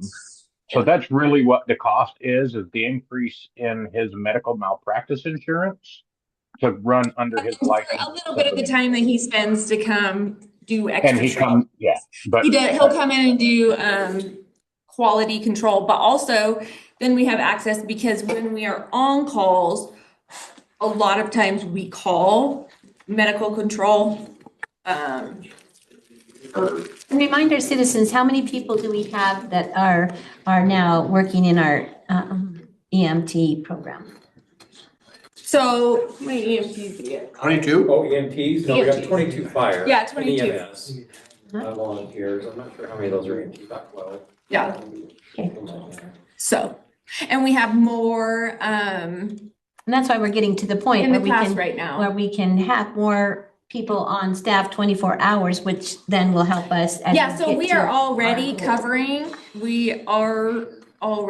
So first, with the first responder license, we need one EMT on call 24/7. And we've been running that since August, because we wanted to make sure that we could cover it before we actually hold the trigger. Hold the trigger, and we're legally bound to do this. And we have been able to do that. And we have, not yet. We're getting there. Because we've got to have, to transport, we need to have 2 EMTs. And we need to get more of our people trained as advanced EMTs so that we can transport at an advanced level. And we have a plan for that. We have people lined up for that, but we've got to get more basics in first. So, but that's in the plan. It's good stuff. Yeah. Thank you so much. It's good. You've been working on this for like 9 months. Too long. And so I really appreciate that. It's good One stuff. thing to just be aware, that agreement with Dr. Myers, we've sent it over to our lawyers and they said that some of the state statutes have changed numbering.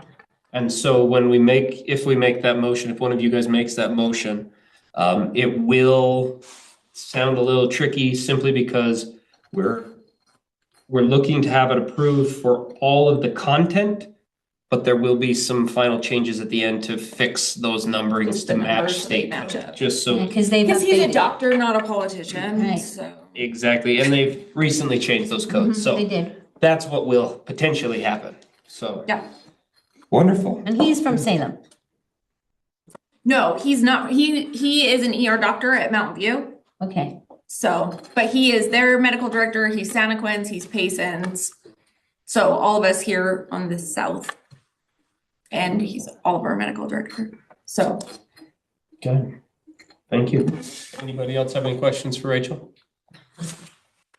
Wonderful. Okay, Ted, we're gonna move to number 7. Consideration of a resolution adopting a wildland urban interface map. Right, so, last year, as part of the legislation, the state had required all cities to adopt the Utah State Wildland Urban Interface Code and develop a wildland urban interface map for their communities. Now, we have always, our entire city has always been under our wildland urban interface requirements.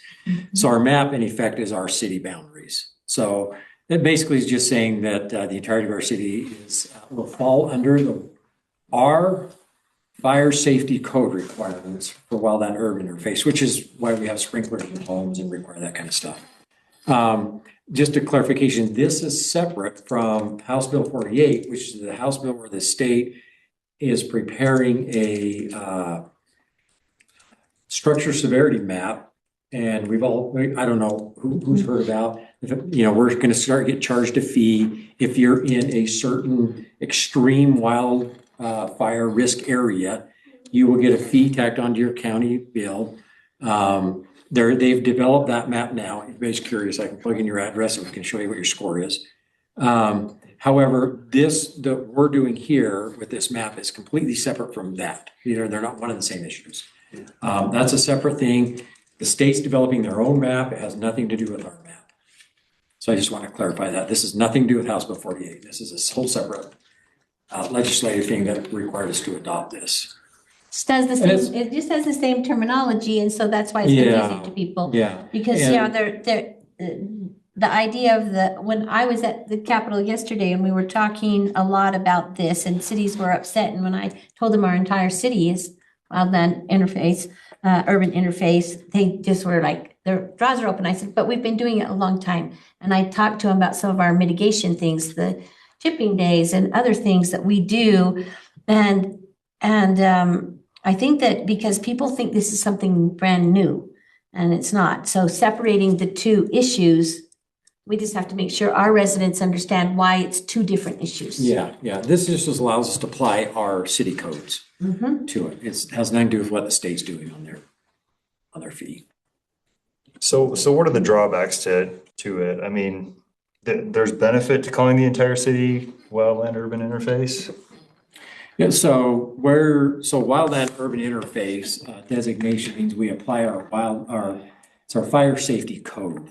It's in code Title 5.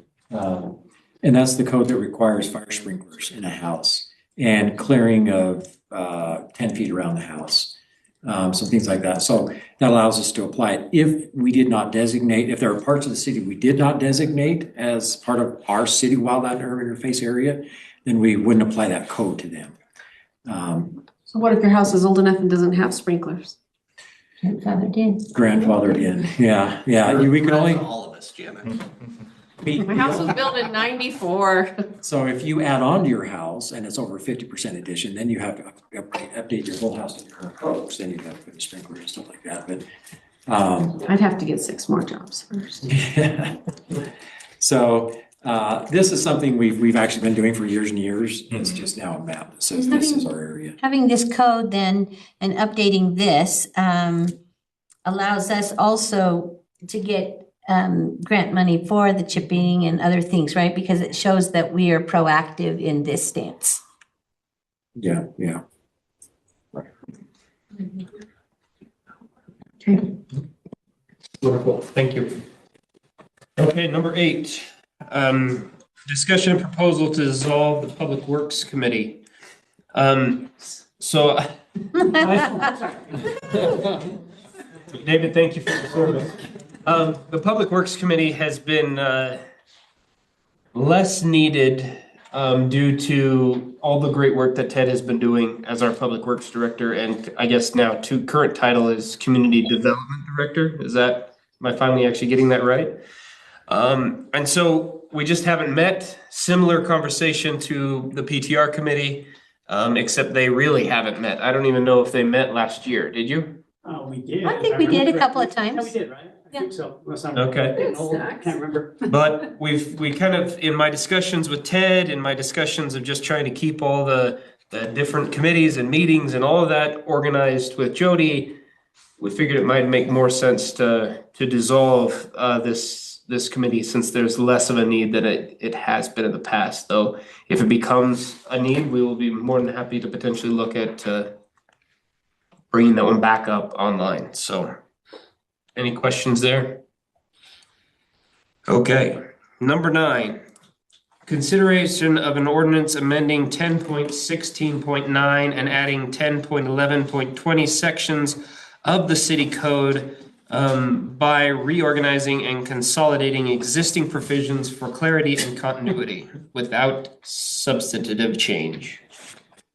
This pertains to driveways and gates on driveways. This ordinance was included in our development and construction standards. And we're moving it from there over to our Title 10. Trying to separate as much as we can. The development and construction standards pertain to subdivision development. They're an adjunct to Title 11 in our code, although it's a separate document.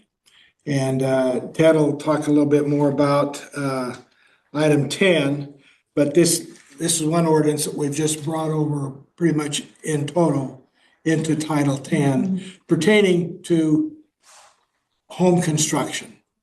It does not pertain to subdivision development. So we wanted to get it out of part of Title 11 where it was and just move it over into Title 10. So that's what that is. It's not changing it, it's just moving it from one part of our ordinance to another. Yeah. Any questions? I read through it. Okay. Thank you. Yep.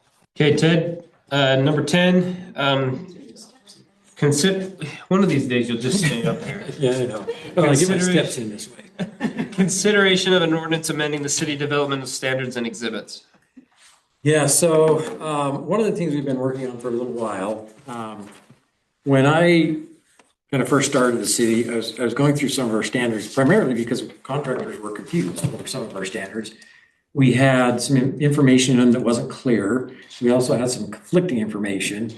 And then Woodland Hills had adopted some 4 or 5 years ago, the APWA standards, which is pretty common in the city for development and construction standards. So, and we had adopted those, and some of our standards were a little bit conflicting or confusing with those.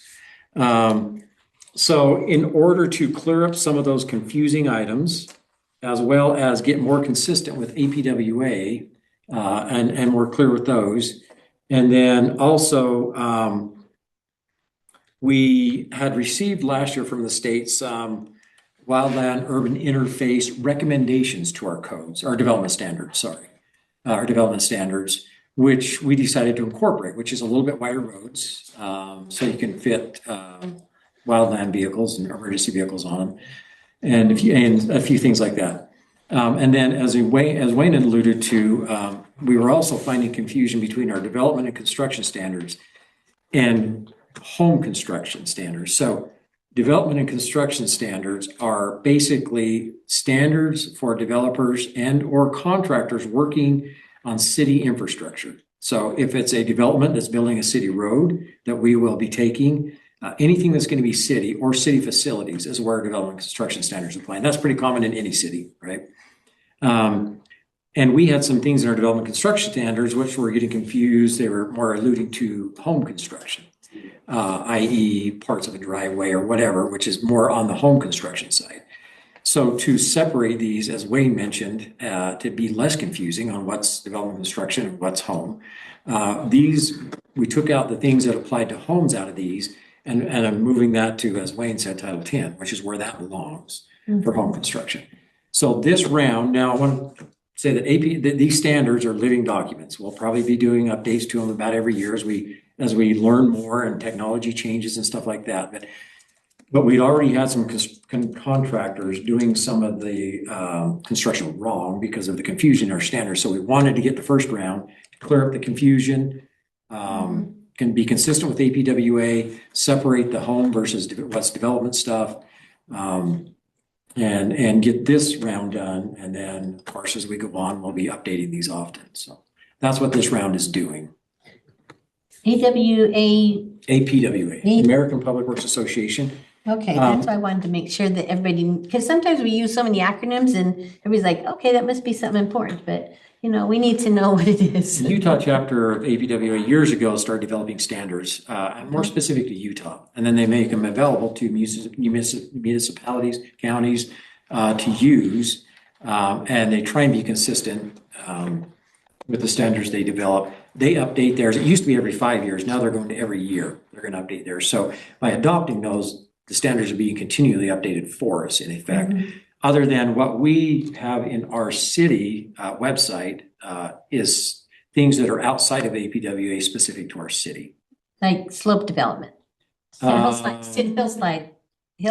Yeah, or if we have a different, like we have roadside ditches, and maybe APWA doesn't address that. So we have a roadside ditch standard or stuff like that. Makes sense. Any questions? Yeah, Ted, I got a couple of questions. One that jumped out at me was the insurance requirements. They seem kind of low for modern insurance. I mean, for minimal insurance, the company I work for requires a $2 million aggregate. And just want to make sure this is standard or if this is regulated. It's not really regulated. What's in there is one, it's I think a standard part of our standards for a while. So that actually wasn't anything we changed. But looking at it, I think it's kind of consistent with what other cities do and APWA. Now, we can revisit that. I'm not saying it's wrong. I'm just saying that it was $1 million 20 years ago, and it's still $1 million today. So I didn't know if that was in line with standards or not, because I deal with something completely different. Keep in mind, these are insurance requirements for the contractor, right? Correct. It's insuring basically city. These are not to protect the infrastructure improvements. That's a bond. I understand that. This is just liability insurance to protect the city.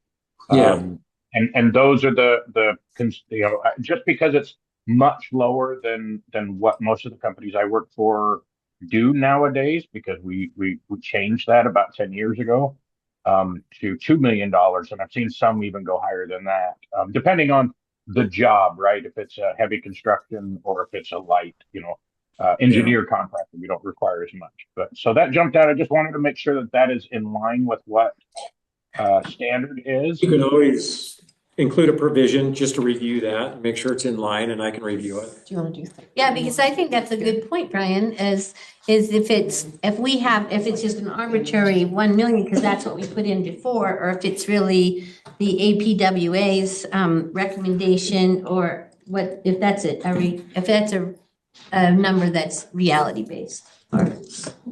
If you want to, if it goes to vote tonight, you want to add that provision, then we review that, make sure it's brought to current date. I can review that and see what it is.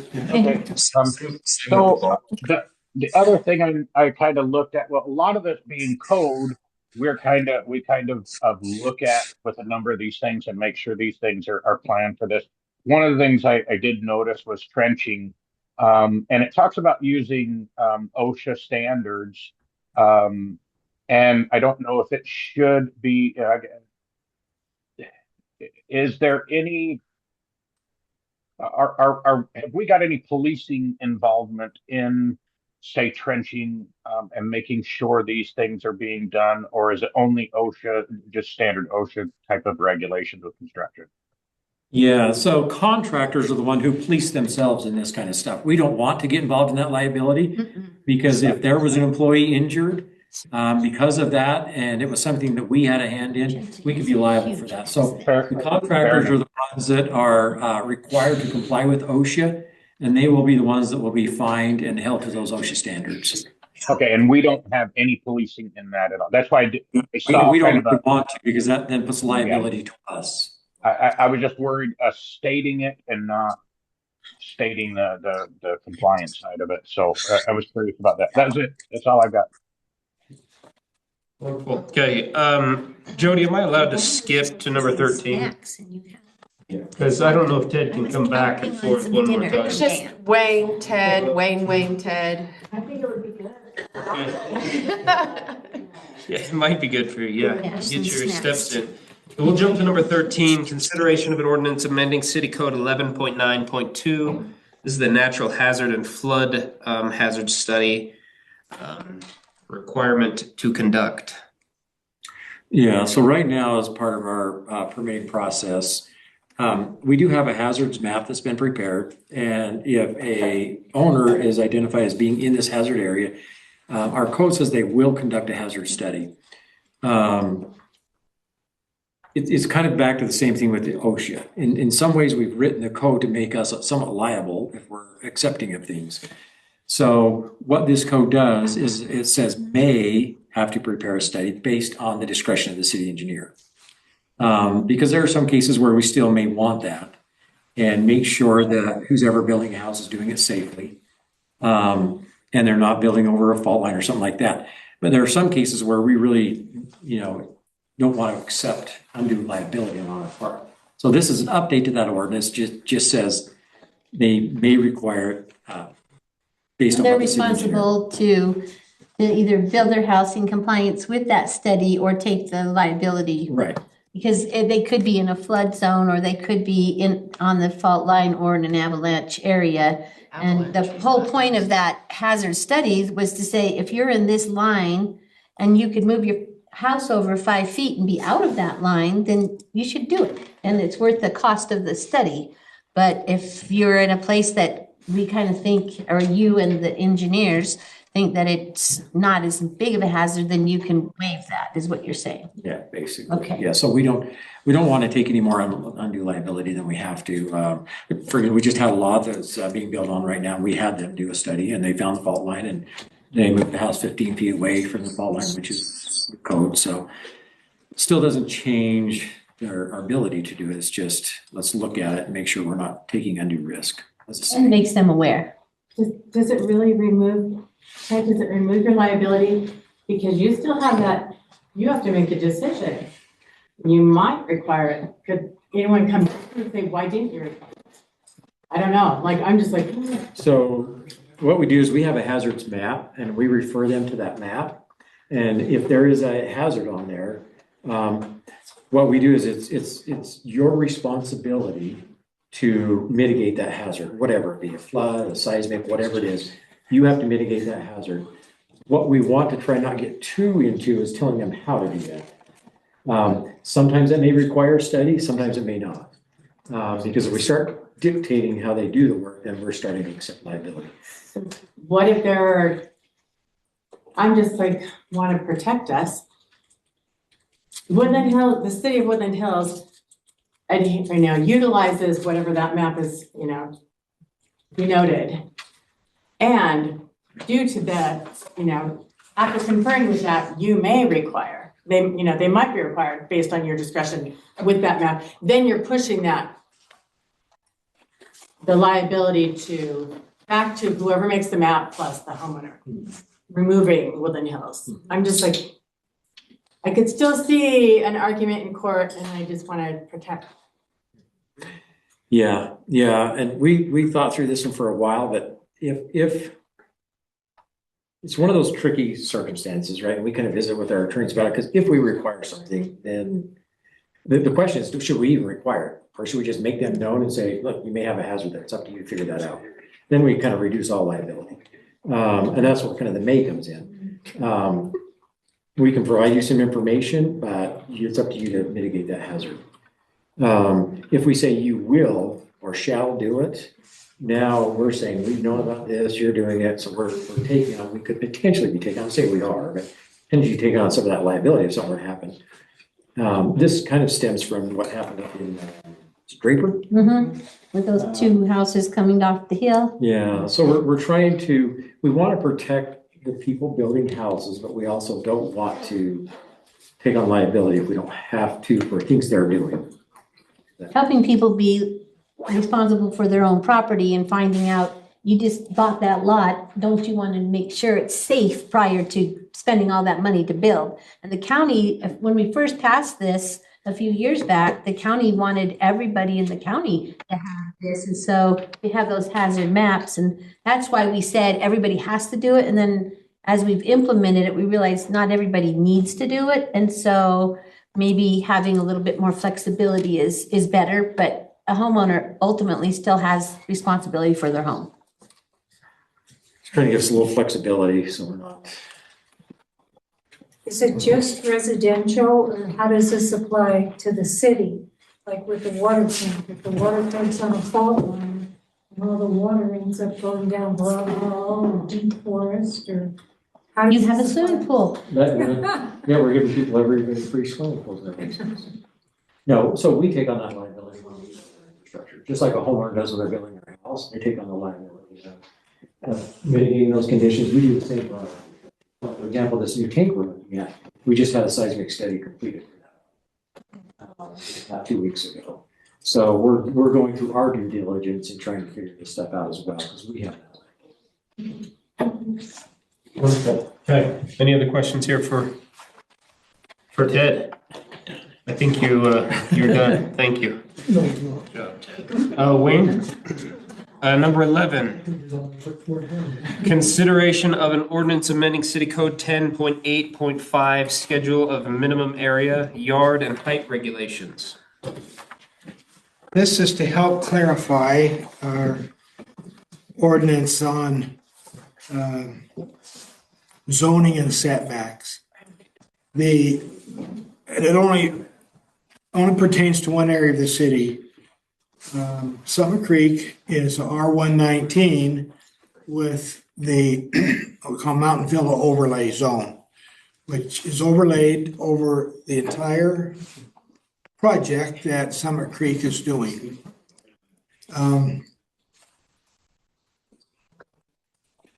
There's two sizes of lots that Summit Creek has. One is half acre larger, and the other is less than half acre. And the setbacks are different for those two sizes of lots. The ones that are half acre larger are R119 setbacks. The ones that, and they're few, the ones that are less than a half acre have their own setbacks under the Mountain Villa overlay setbacks. Our ordinance was not clear in the past as to the size of the lots. It was an agreement that we had with Summit Creek when they started developing, and it's in the development agreement. So this is to clarify that, and we put a couple of asterisks in the table that's found in 10.8.5, I believe, to clarify that, because we had some people with a half acre lot thought they were, less than half acre lot thought they were R119. But when they weren't, they were bound by the Mountain Villa overlay setback. So that's what this ordinance does, put a couple of asterisks in the table and further define the two sizes of lots. Again, this only pertains to the Summit Creek development and not anywhere else. It's the only development that has this overlay zone throughout the city right now. So that's what that does, Carrie. On the table, as I was reading it, dwelling type, one family dwelling, which of course, it seems like that's a no-brainer, but we all know that we can have accessory dwelling units exterior. so that doesn't take in consideration of that on these setbacks. When we were having some discussions about ADUs, external ADUs, one of the proposals at the Capitol this session is basically saying 6,000 square feet could be the footprint for a house and an ADU. And so, Okay. and that's a small area. Right now, I think it's 10,000 and with an ADU, which is still just a partial of our lot. But I just want to make sure that we're considering these things, because if somebody does want an exterior ADU on their property, that our setbacks allow for that to be built, as well as to still, so it's not a burden to the neighbors, but also the space in between like we have for a regular outbuilding. I I understand. mean, there's a lot of complications coming into play with these new laws. In this instance, Summer Creek, I don't believe allows external ADUs. In their HOA. In their HOA. Okay. So that's something we'd need to be sensitive to, and they would too, but it's a good point that you raised. Just something to keep in mind as people might come to us for an approval. And we're always updating, right, as the Yes. laws change with the state. We always have to And we update. find little glitches with our ordinances here and there, and so we tweak them, and I feel like we're always working Make on them clear. something. yes, we are. You want me to do the next one? Just Yes, stay here? please. Please do stay here. So that'll be number 12. Consideration, what? Lighting. Yes, consideration of an ordinance amending City Code 10.8.10, lighting. This suggestion originally came to us from Sherry Berger, feeling that our city ordinance could use some updating, and she was right. And so we've taken from her draft, we haven't included everything in it. For example, one thing we left out was a curfew on lighting. She had that included in her ordinance, and we didn't feel that it was just a little bit too much to require certain lights to be turned off at 10 or 11 o'clock at night. But one of the things we did was clarify we made the comparison between watts and lumens. Our original ordinance was just in watts, and with LED lighting, lumens is used a lot now. So we equated those in drafting the ordinance. And we took, there's a few things that weren't in her ordinance. For example, the exceptions. We felt that those were Like the city center, the mailboxes, are those the Like exceptions? temporary lighting or the seasonal Christmas lighting, time, those types of things. things. I appreciated that you included that. So now one thing I will tell you is this passed by a 3-2 vote in the planning commission. So it passed. There was the majority of us, but there were 2 who felt it was a little bit too much. Big Brother dictating lighting situations. So, but anyway, it passed. And so presenting that to you now for consideration and with the updates that we've mentioned. But this is for wildlife and all the Well, things, right? The Well, lighting. and the idea is to try to support night skies in our city. I like that line, for outdoor lighting that enhances public safety and security while preserving the night sky. I think that puts all the concerns that we've been having. Our residents want to be able to see the stars, but they also want to be safe, and they want to be able to put up their Christmas lights. And so I think this is a good balance on those things. Okay, no, thank you. Any questions? Yes. Yeah, I've got a couple. So Sure. I don't like the restriction, and just for the record, I am very much in favor of our night skies, but I do have some concerns with the verbiage in here, and we need to be really careful about it. It's a very clear restriction on any uplighting. No uplighting's allowed. That's number B. I'm not looking at that. I'm just looking at my notes right now. Okay. No wall lighting, and that can be interpreted pretty pretty loosely.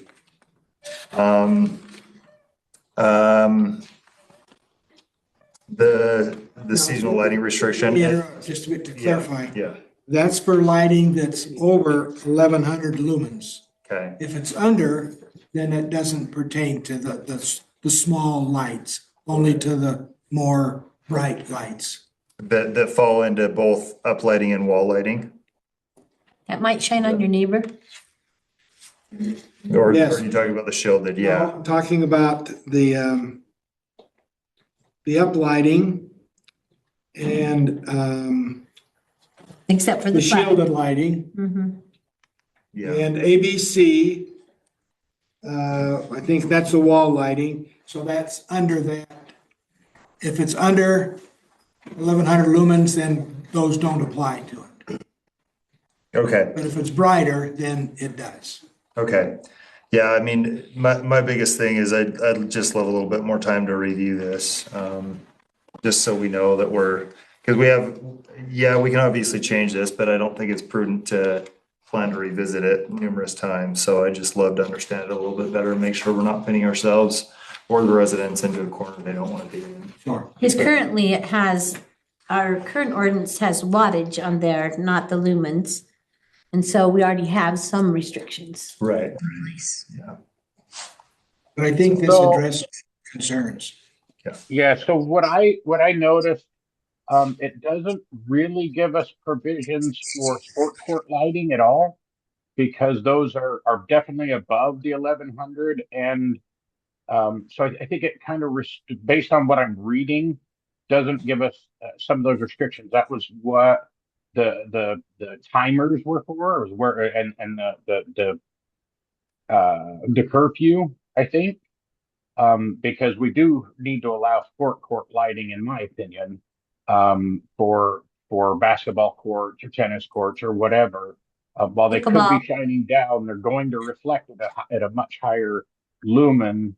I think we need something in there to allow for sports courts, whether it's on timers or on a curfew. I think if you use shielded lighting also, that if it's over 1,100 lumens or 75 watts, then you're required to use shielded lighting, and that possibly would address your concern, Brian, with the sport lighting. But I think the reflective would actually amplify it, based on my experience with sports courts. So the reflective part in this actually would make it so you couldn't use them. Yeah, so I think going back to it, I think it's a great thing that we need to get some more up-to-date ordinance rules, policy in place. But I mean, this one feels like it's a table to do further investigation and just make sure that, I mean, as far as I know we're not voting yet, but that's kind of where I'm sitting right now, so. Okay. Any other questions? I just have like a clarification on, just to your point, I'm looking at the language here. If you look at A, lighting itself, so the light bulb itself is not visible outside of its lot. It is on. So there are people in our community that have lights in their property that are shining into their neighbor's bedroom windows. Okay, but And my they're- garage lights on my property, and if you, depending on where you sit, your down lights on your home are technically Someone down else's lights on somebody, it's an uplight for them. Mm-hmm. Depends on where you are on the hill. That's exactly right. Yeah. So I think I worry a little bit about the enforcement of this for your sake and for the number of calls we get or don't get around. I'll give you a classic example. I'm sitting in my hot tub. My neighbors have a perfectly placed light. It's not their fault that they're 17 feet above my grade, but when I sit in my hot tub, if that light's on, it's right in my left eye. And I'm like, but it's a small light. It's not a bright light. It's just perfectly placed, and there's nothing, like, I couldn't. Plant a tree? Well, yeah. But you see what I'm saying? I'm just Shut saying. your left eye. Well, I did order a patch. I did order a patch. It's called my hot tub patch.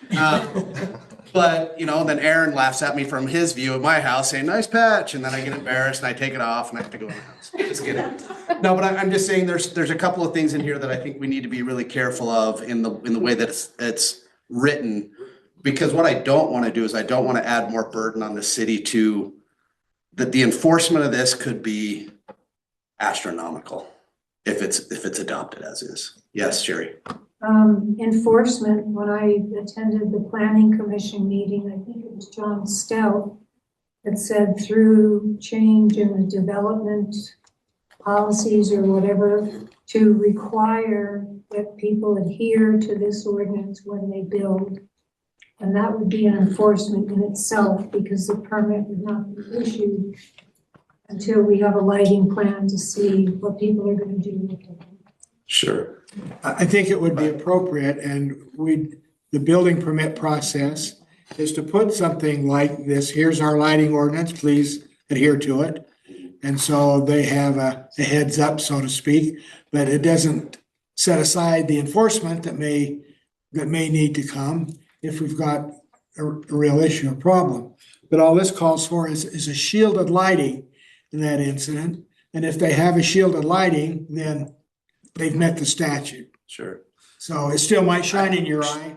Yeah, that's the difference. There's a difference between broadcasting light and having light visible. And the way I look at this is it's not broadcasting on my property. It's saying if it's visible outside the lot it's on. Every Christmas tree, every Christmas light is visible from off of that property. That's why I'm saying the language has to be really clear. I understand the intent, but the language needs to match that Outside of intent. the lot is on, because, yeah. I can see Christmas lights all the way up the street from the roundabout. All of those people, according to this language, are out of You can compliance. see Wendy Taylor's house from the roundabout. Yeah, exactly. So just stuff like that. Like, I just think we just need to be really careful on the language used for that. That's all I'm saying. So let's just review the language. Yeah, I think we're on the same page. We're Let's all just use interested in protecting the dark sky. Well, That's why we're. and it does say the lighting element itself, the light bulb is not visible. So you may see the light, but not actually the bulb. Is that what that Yes. says? Yes. But going back to your point, uphill, downhill. Uphill, right? downhill. So yeah, I think we just need to work the language, and I think we should all get everybody who's invested in this topic, which are a lot of people, and all sit down and just make sure Come up it's with easy. some other language. Yeah. It's your ordinance. Because they've been working on this for a while. Yeah. Lighting ordinance, they've been working on for a long time. Yeah. 3 years. Yeah. Would it be enforced to everybody or just new builds? Well, this would be that's for what's not clear everybody. here. Just new builds, everything. Well, it'd But that's be- not it'd stated be- here either. No, it's for everybody. Because the bulk of this ordinance, as it's being proposed, is currently in our ordinance, so it affects everybody Yeah. in the city. Yeah, a lot of this is already in here. Okay. Okay, sweet. Any other questions there? Wonderful. Thank you. Okay. Number 14. A discussion and consideration of an IT contract with Nebo Interactive LLC. So to give you a little bit of background, we're currently with an organization called Alakazam. And so we were looking at that, and they've been pretty good, though they're not as responsive as I would like personally. And I'd also love, when possible, to be able to award contracts to residents of the city, if that makes sense. So this contract is cheaper than our current contract with Alakazam. And the resident is actually here. So if you have any questions, Brett said he'd be happy to answer them. How much are we saving? It's not a ton. What are we looking at? So it's, the savings on the contract itself is about $400 a month. That's pretty good. But as I talk to Ben and look at your situation here, I really think $300 of that money should be allocated toward new equipment. Now, you have about 10 to 11 computers here, and a lot of those are 3 years older. We really should be replacing those on about a 3-year cycle. So I'm proposing that we take $3,600 and buy 3 new computers with that money. save money, not pay it to me, but buy new computers and keep those updated on a 3-year cycle. So this is cheaper and with a replacement plan built in to our infrastructure here.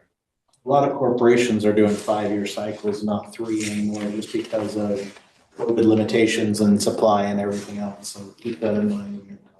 But we do have some catch up that I think needs to be done because a lot of the equipment here is older. Some of it makes 5 look really young. Yeah.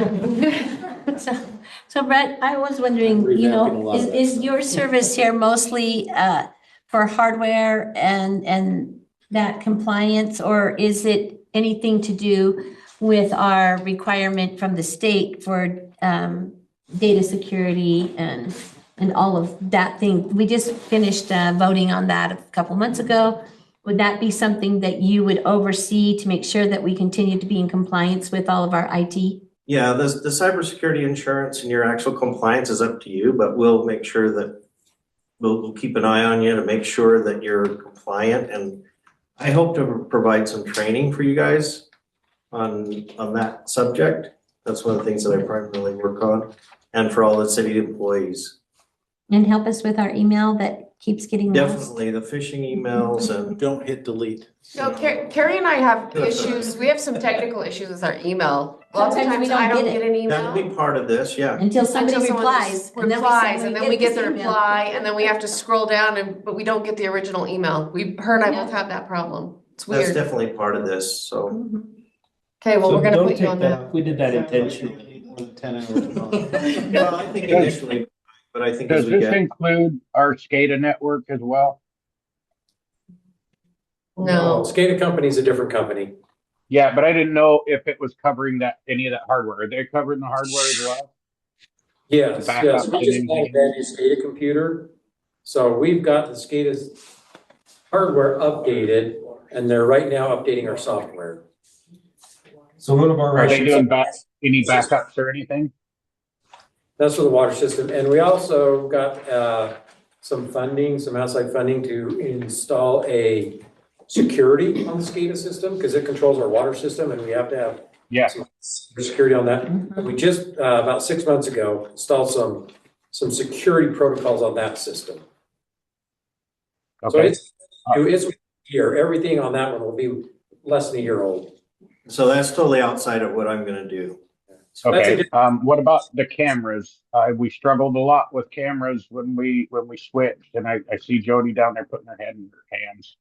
Ben and I have talked about that, and I'm willing to take that on. We just hadn't made it formalized yet. That's more than 10 So that's hours. not part of this, that would be something separate? It's gonna be separate. Yeah, and we're looking at a few different options. We'll probably pull that one into a bid process as well. But I ideally, personally, would love to see something change there because currently the kids have issues. Yeah, I just wonder if it's smarter to bring it in, and I get we're coming up on a contract and we could do a temporary thing, but is it smarter for us to do it in an enterprise-wide type of a contract rather than piecemeal? Personally, I don't view those devices any different than other endpoint devices that we have. They just take a little bit more maintenance and make sure they're set up. They do have a different settings for, centralized management and that type of thing, but it's definitely something that we can take care of if that's something you'd like to do. And personally, I think it's probably a good idea to have it all under one roof because that includes the entire network, which is what. That's kind of what I'm thinking. We've had some security hurdles when it comes to those cameras and being able to post it on our web page, and it's finally there. And I hate to throw another monkey wrench into this, and our citizens, our residents would be really upset if we did, especially in the wintertime. But I'm wondering if it's smarter to look at a more enterprise solution, Ben, than piecemealing this. So maybe just a thought there. Yeah, definitely add that as a schedule onto this if you'd like to do that. For sure. Yeah, and we'll take a look at it because there is a hosting element to the cameras that we need to resolve. And Storage. so, Brett and I will work on that, and then we'll come back and update as to what happens there. So, perfect. Wonderful. Okay. Moving on to number 15.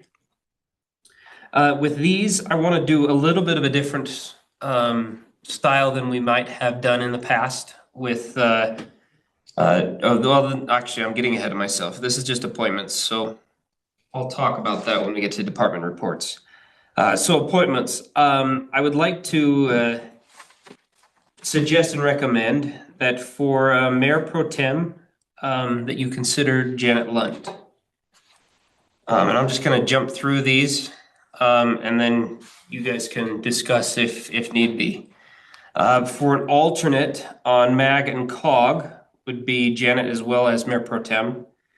As voting members of the ULCT, so that's the Utah League of Cities and Towns, because we all need another acronym to think about.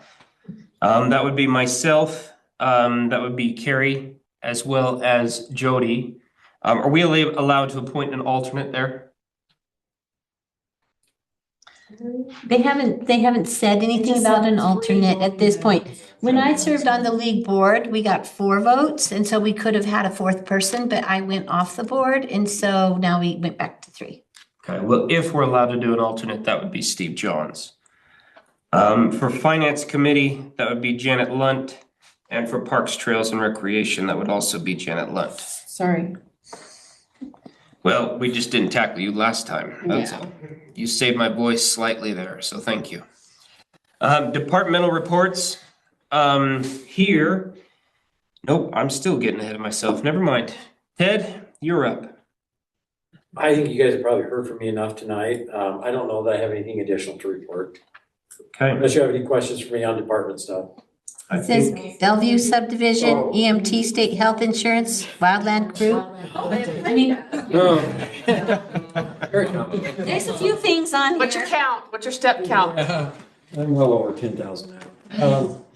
So Bellevue subdivision, that one is finalized and closed out. We had our final inspection. Went down there, went through it. They passed it off their final inspection. So it is now under a warranty period. That one actually, we had a condition with that one because of some of the pre-construction activities from them that we put a 2-year warranty rather than our typical 1 year. So that was got a 2-year warranty on it. So, but it's finalized and in warranty now, as of the end of December. I think you heard from Rachel on the EMS licensure. That's kind of where we're at with that. So after tonight, we should be able to submit everything to the state tomorrow. And then it'll be in their hands. Perfect. And again, I'd like to remind everybody that's potentially here that's thinking about it. This is for EMTs that are serving in a 2nd-class county, 5th-class city, are now eligible to receive state insurance. So if any of you are... If they don't have access to other insurance through a Yes. workplace or something like that.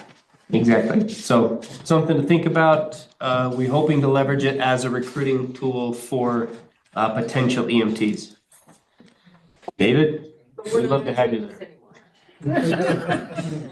Perfect, sorry, Ted. Oh, and wildland crew, I was planning to give a little bit of an update on where we turned up last year and talk about this next season. I'm still trying to work out some, I've met with the state fire warden and I'm still trying to work out some things with an engine boss. Our engine boss has been Lance for the last 3 years. I'll give you a quick snapshot. I've actually got graphs and everything, but I wasn't wanting to go through that tonight. We've been running this program now for 4 years. Over the 4 years, we have revenued about $200,000 with this crew. That's minus all their expenses, wages, salaries, expenses, truck expenses, fuel, everything like that. So that's clear revenue to the city. Clear profit, about $200,000 over so we're averaging about $50,000 a year. That doesn't count. I calculated the hours that our crew spent in the city last year, just doing wildland mitigation in our city, and it was kind of a light year in the city because they were on a lot of fires last year. And it was the equivalent of about $50,000 spent in the city on mitigation work by our crew. So the value is actually much higher than $200,000 when you consider what we get in the city and still pay for them. But Lance, who's been our engine boss, we have to have an engine boss to run the crew. He's getting to that point in life where he's probably getting close to wanting to slow down a little bit. He's even admitted that. So I've been meeting with the state fire warden, and we're discussing now some options maybe for Lance to see if he wants to come back for another year, or if we're going to have to advertise for another engine boss. What qualifies for an engine boss compared to just, I mean, you have to have a red card. So what's the difference between someone who's just trained in wildfire?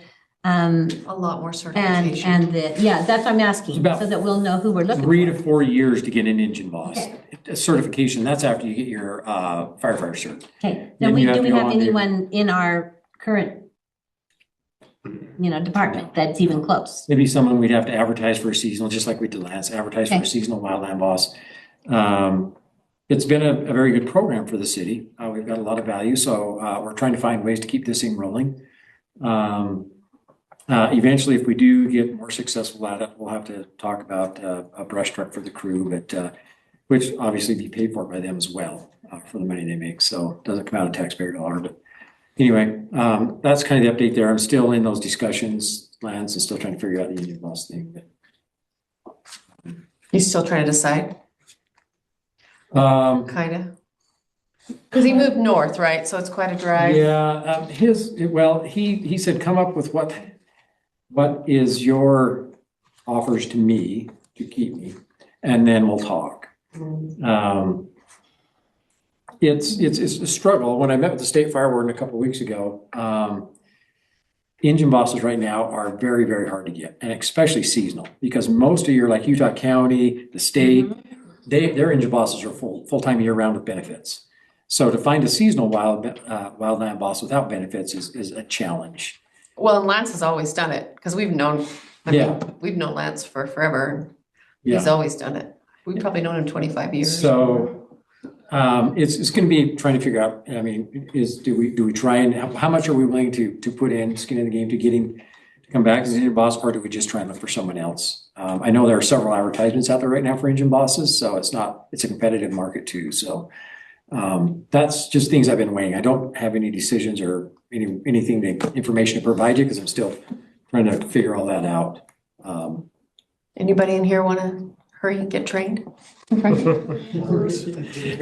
about a 4-year process to get. Hurry, I know. It takes time. I know it does. Yeah, and part of that you have to. Before you run away, can you give the council a quick update on fire school, please? Yeah, we all went to fire school, great school.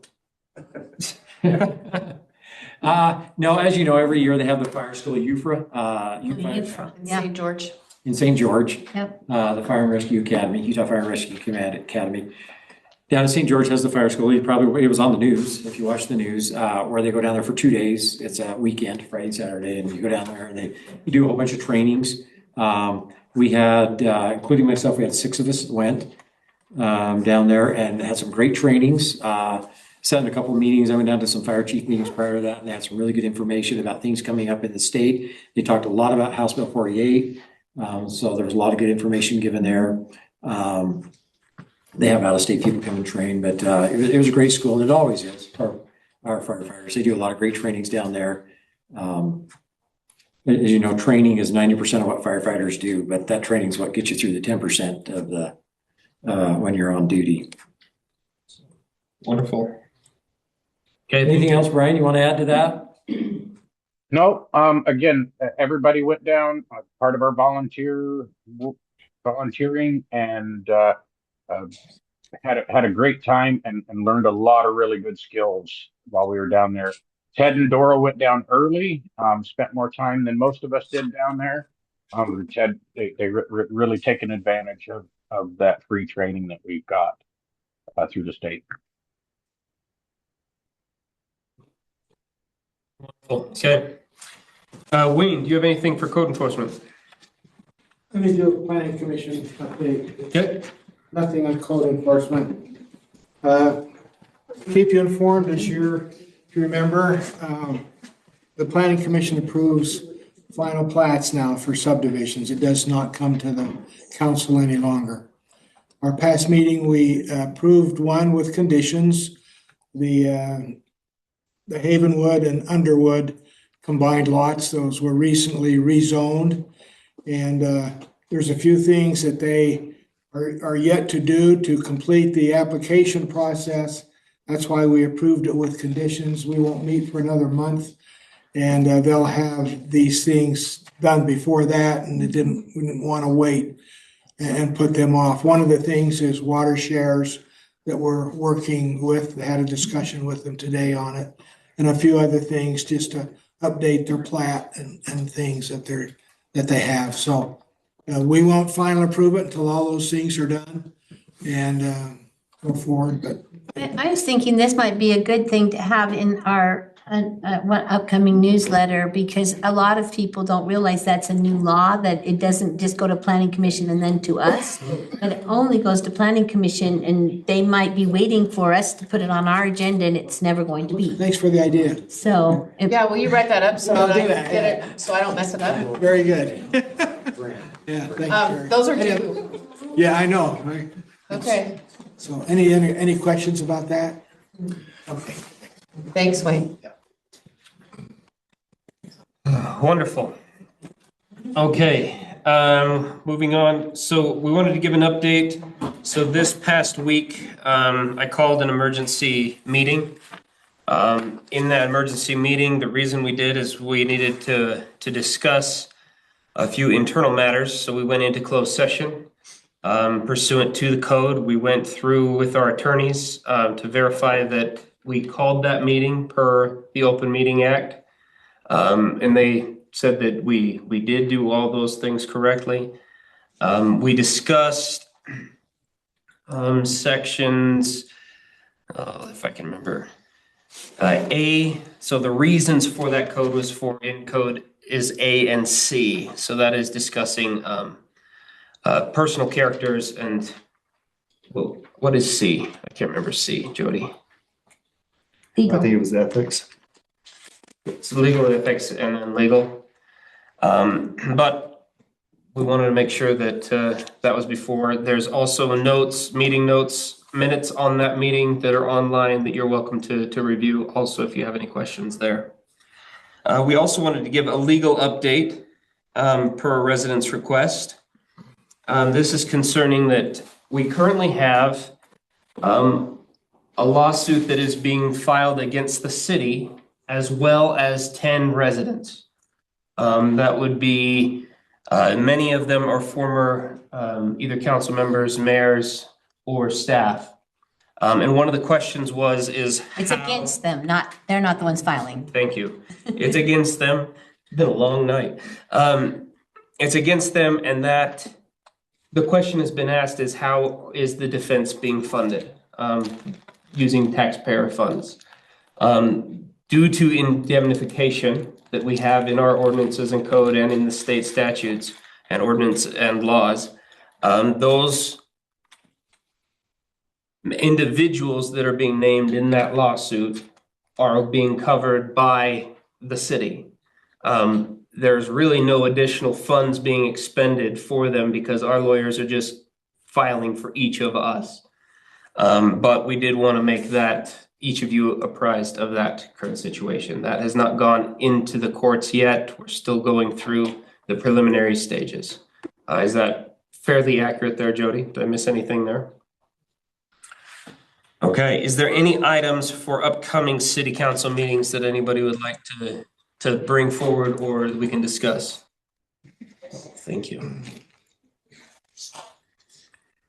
No, okay, then let's take a quick break. What is we time at right now? If we do think of ones, now that we're in a new Yes. administration here and trying to get things a little bit done differently, is there a certain timeframe prior to the council meeting that you would like us to give that recommendation? Yes, so Jody and I are working hard to be able to, when possible, to be able to get the agenda posted and out either the Thursday or Friday of the week prior to a council meeting. So ideally, if you can get any agenda items to me prior, and I will let you know if it makes sense to add it or not. for your guys' information, I sent this email as well, but for residents as well. If for some reason you guys are very passionate about an agenda item and I desire not to put it on the agenda, 2 of you can overrule me and we'll put it on the agenda. Okay, that is how our policies and ordinances work. Okay? So we're not gonna do council reports? Not today. Not today. That's too much. We had enough on the agenda for I now. just have one request. We're at the deadline for the newsletter, so I have to put I the will read that. reminder out that I need your articles. It's gonna be published on Monday, so. Perfect. My only Anytime. thing is, with all the work at the legislature, if there are anything that any of our staff or residents are concerned about, please let me know.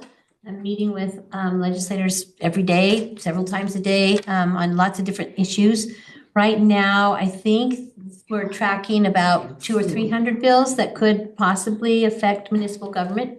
And so some of them we're okay with, and some of them we really don't like. And so let me know if you have concerns so that I can bring that up.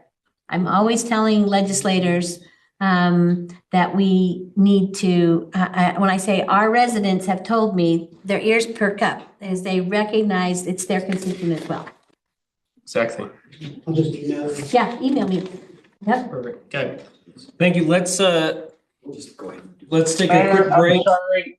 I'm Yes. sorry, really quick, as we're talking about this stuff for council meetings.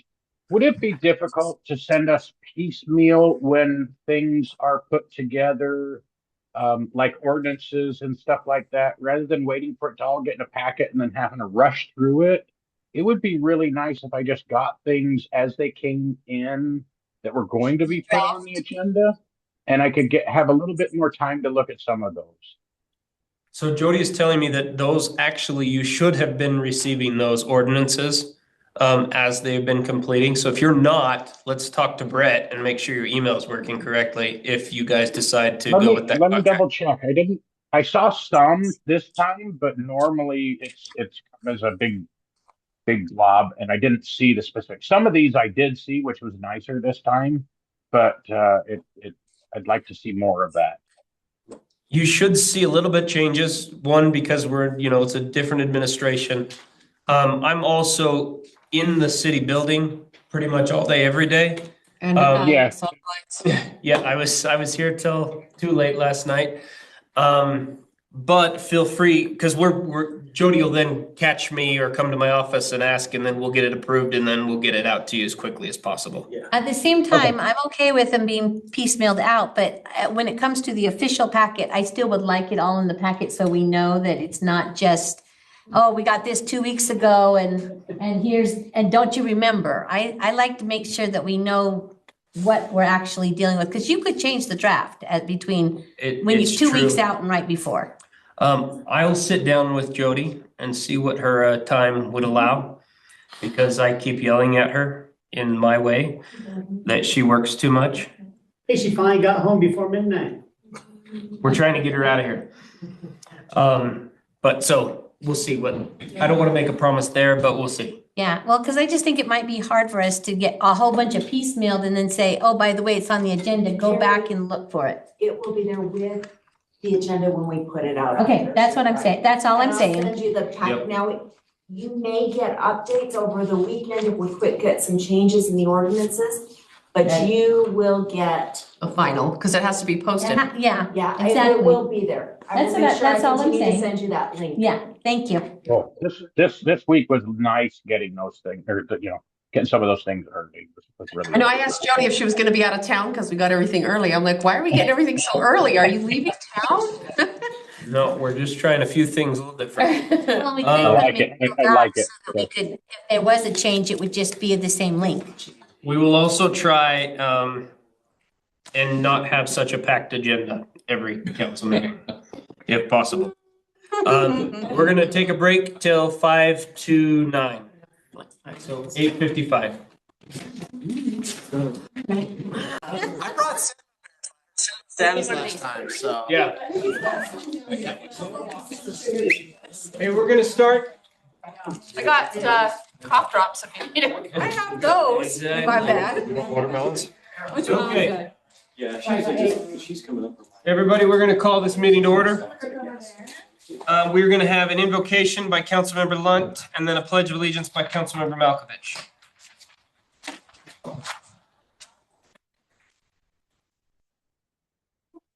Our dear kind and gracious Heavenly Father, we're so grateful that we could gather here this evening to go over ordinances and decisions within our city, and that we were able to have good attendance from our citizens and very good input from everyone that was able to attend. And we look forward to being able to listen to our citizens and the things that they need and help us to guide us in the things that will be best for our community. And we're grateful for this opportunity that we have to serve and to be able to help our community to grow. And we say these things in the name of Jesus Christ. Amen. Amen.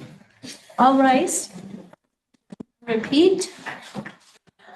I pledge allegiance to the flag of the United States of America and to the republic for which it stands, one nation, under God, indivisible, with liberty and justice for all.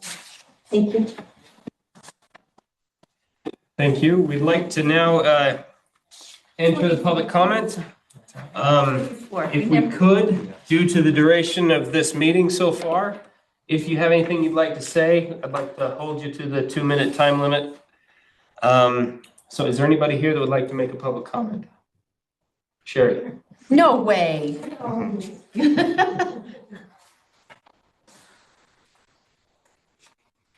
I want this to be a positive thing.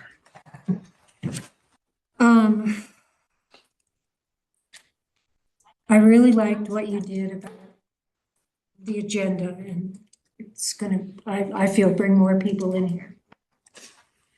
I've been hearing from several people regarding the survey that the Community Development Committee did.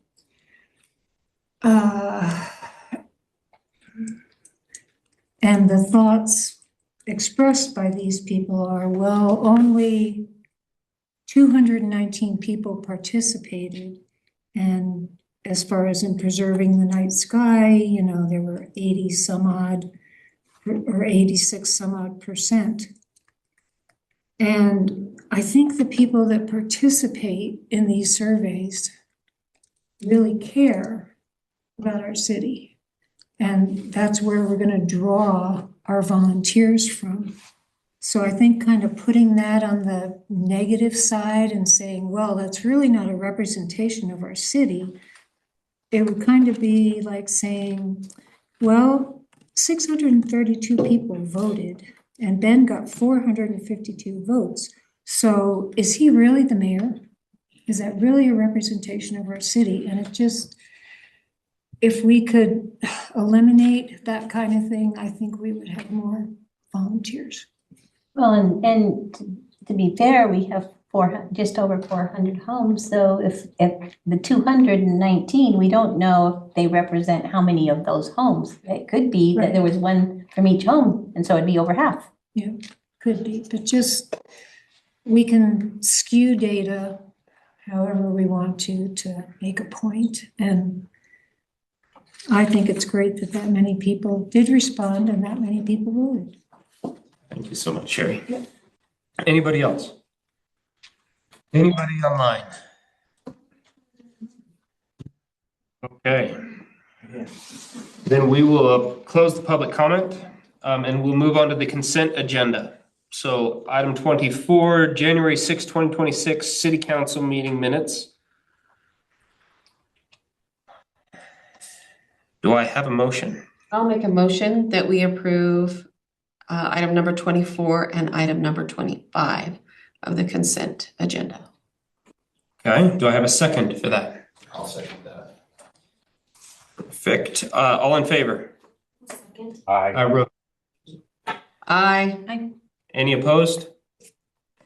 Okay, then I'll move to 26, approval of the bond reimbursement Summit Creek Plat G1, Phase A of $63,295. I'll move to approve that. Okay, do I have a second? I'll second it. Okay, all in favor? Aye. Aye. We forgot 26. Any opposed? I don't have a 26 on mine. It was a little different than mine then. Okay, the approval of the bond reimbursement ranch Knoll for $3,782. Isn't that what we just did? No, We did the 63. You did the Summit Creek. 63,000. I got those out of order on mine. I was thinking that, I was like, oh. No, we were maybe on, not. it wasn't on Ben's list. Ah, My list. I must. okay, We're good. then I'll make a motion to approve that. Okay. Motion from Councilmember Malkovich. Do I have a second? I'll second. I'll second. Perfect. We'll have a second from Councilmember Roden. All in favor? Aye. Aye. Any opposed? That passes. Okay, then we are going to move to business and discussion. Awarding phase 3 of the road project. Do you have the name there? Is that Kilgore? Cool. To Kilgore. Do I have a motion? I'll motion. I'll Councilmember second. Malkovich, Councilmember Johns, all in favor? Aye. Aye. Aye. Any opposed? That motion passes. Approval of the interlocal agreement with Salem for ambulance services and adoption of EMS medical director service agreement. I'll make a motion. So, wait a minute. We have to make a special motion on this one, if I'm not mistaken. Okay. Yes, You please. still want to Brian? do it? Yes. Oh, yeah, Brian. that's right. The change. Yep. So, you want me to do it? Mm-hmm. Okay, I move that the city council approve the substance, intent, and general framework of the agreement and authorize final administrative review and execution with the understanding that the document may undergo technical, conforming, and regulatory updates, including revisions necessitated by the renumbering of the Utah Administrative Code and a compliance review to ensure the alignment with all current required training and certification processes without requiring further council action. Perfect. So this is, again, just for everybody's information, this is what I talked about earlier in the work session. Do I have a second for that? I'll second it. Councilmember Lunt, all in favor? Aye. Aye. Any opposed? That motion passes. Resolution 2026-21, adopting a wildland urban interface map. I'll motion. Councilmember Malkovich with a motion. I'll second. Councilmember Hutchings with a second. All in favor? Aye. Aye. Aye. Any opposed? Ordinance 2026-02, amending City Code 10-16-9 and 10-11-20. And do I have a motion? I'll make a motion. Councilmember Roden, do I have a second? I'll second. Councilmember Johns, Councilmember Malkovich, Yes. Councilmember Johns, Yes. Councilmember Hutchings, Yes. Councilmember Roden, Yes. Councilmember Lunt. Yes. That motion passes. Decision on relocation of the mailboxes to the city center. I make a motion, we table that. Yep. I make a motion, we reject it. We have to take the motion that's on the table. Okay, And then if you so want to make another motion if you don't get a second. I make a motion that we table that until we look at Other options. other options that were suggested by citizens this evening. okay, do I have a second for that motion? Yes. Councilmember Malkovich. All in favor? Aye. Any opposed? Of the tabling. No. That motion passes for the tabling of that decision. When you table a decision, you need to let the residents know when you're going to be bringing that decision back to the council. We will, what do you want, the motion wise? Well, you said that I know we're on a tight timeline, but you said that the engineers would have their plans back in a week or two. I'll have to get with them, but I would maybe table it for next. Let's put it on council meeting, the next council meeting agenda. To see if we can come up with another plan Okay. for pushing it to the east. If not, we may just have to table it another So time. you're looking for the 10th? Yes. Hoping that we have some drawings back from the engineers and maybe some alternate plans. Perfect. Okay. Adoption of policies and procedures, changes for 2026-01, amending the PTR committee. I'll make a motion. Councilmember Lunt with the motion. I'll second. Councilmember Roden with a second. All in favor? Aye. Aye. Any opposed? That motion passes. Resolution 2026-22, dissolving the Public Works Committee. I'll move. Councilmember Malkovich with a motion. I'll second. Councilmember Hutchings with a second. All in favor? Aye. Aye. Any opposed? Thank you for your service on that committee, Councilmember Hutchings and Malkovich. Resolution 2026-23, appointing a mayor pro tem of Janet Lunt. I'll make I'll make a motion. Councilmember Jones with a motion. I'll second it. Councilmember Hutchings with the second. All in favor? Aye. Aye. Any opposed? That resolution passes. Resolution 2026-24, appointing an alternate to MAG and COG, Janet Lunt. Do I have a motion? I'll motion. Councilmember Roden with the motion. Do I have a second? I'll second. Councilmember Johns with a second. All in favor? Aye. Aye. Aye. Any opposed? That resolution passes. Resolution 2026-25, appointing voting members to the Utah League of Cities and Towns. Mayor Hilliard, Councilmember Malkovich, and City Recorder Jody Stones. Do I have a motion? I'll make a motion. Councilmember Johns with a motion. I'll second. Councilmember Roden with a second. All in favor? Aye. Aye. Resolution passes. Resolution 2026-26, appointing member to the Finance Committee. We are tabling that for next council member. I'm going to put out an advert for that to see if there's anybody who is interested. And I'll also speak with the current chair of that committee as well. That was my error in not having that ready for today. Oh, for the members? For the members, yep. Okay. Do we need to well, it's not on the agenda here. For Jody, we need to appoint Councilmember Lunt? Or did I actually do that last time? Last meeting? We did. And I just read it wrong during the work session. Yeah, Perfect. it's all good. Thank you, everybody, for your patience. Ordinance 2026-03, amending City Code 10-8-5. Do I have a motion? This is, That's the Summit Creek, right? The overlay. this is scheduled for minimal area, yard, and height resolutions for that Summit Creek overlay, yes. I'll motion. Councilmember Roden with a motion. I'll second. I'll second. Councilmember Malkovich with a second. Councilmember Lunt. Yes. Councilmember Roden. Yes. Councilmember Hutchings. Yes. Councilmember Johns. Yes. Councilmember Malkovich.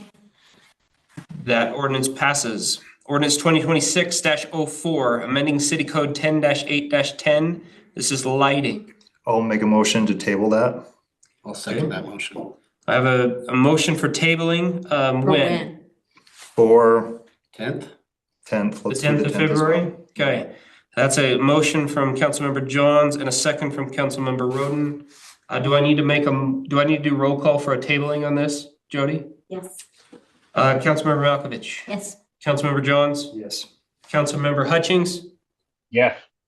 Councilmember Roden. Yes. Councilmember Lunt. Yes. That tabling passes. Ordinance 2026-05, amending City Code 11-9-2, natural hazard and floods hazard study. I'll motion. Councilmember Malkovich with a motion. I'll second it. Councilmember Lunt with a second. I don't remember which way I went. Councilmember Malkovich. Yes. Councilmember Johns. Yes. Councilmember Hutchings. Yes. Councilmember Roden. Yes. Councilmember Lunt. Yes. That ordinance passes. Ordinance 2026-06, amending the city development standards and exhibits. Do I have a motion? I'll motion. Councilmember Roden with the motion.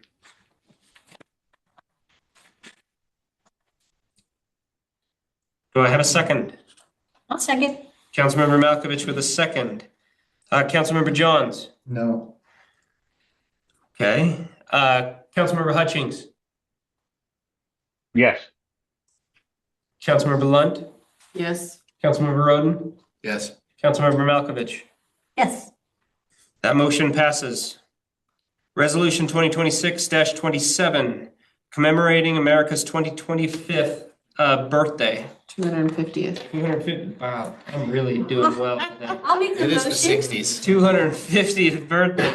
I make the motion, but I wanted to say something. They've been talking a lot about this on a state level. Almost every community is having a special event, well, several special events going on, whether it's school kids doing essays or a big party, or there's multiple things because the nation's doing it, the state's doing it, the county's doing it, and then they're having each city. So we can actually do things similar to other communities, or we can do our own thing, but that's part of what they would like us to do is to recognize this and decide on our own. Some cities have a committee that's just special for this, like we have for our Woodland Hills Day Committee, have a special committee just for the 250. And it's a big deal. Let's So think about I think we should think about it. Let's have fireworks. I think we should.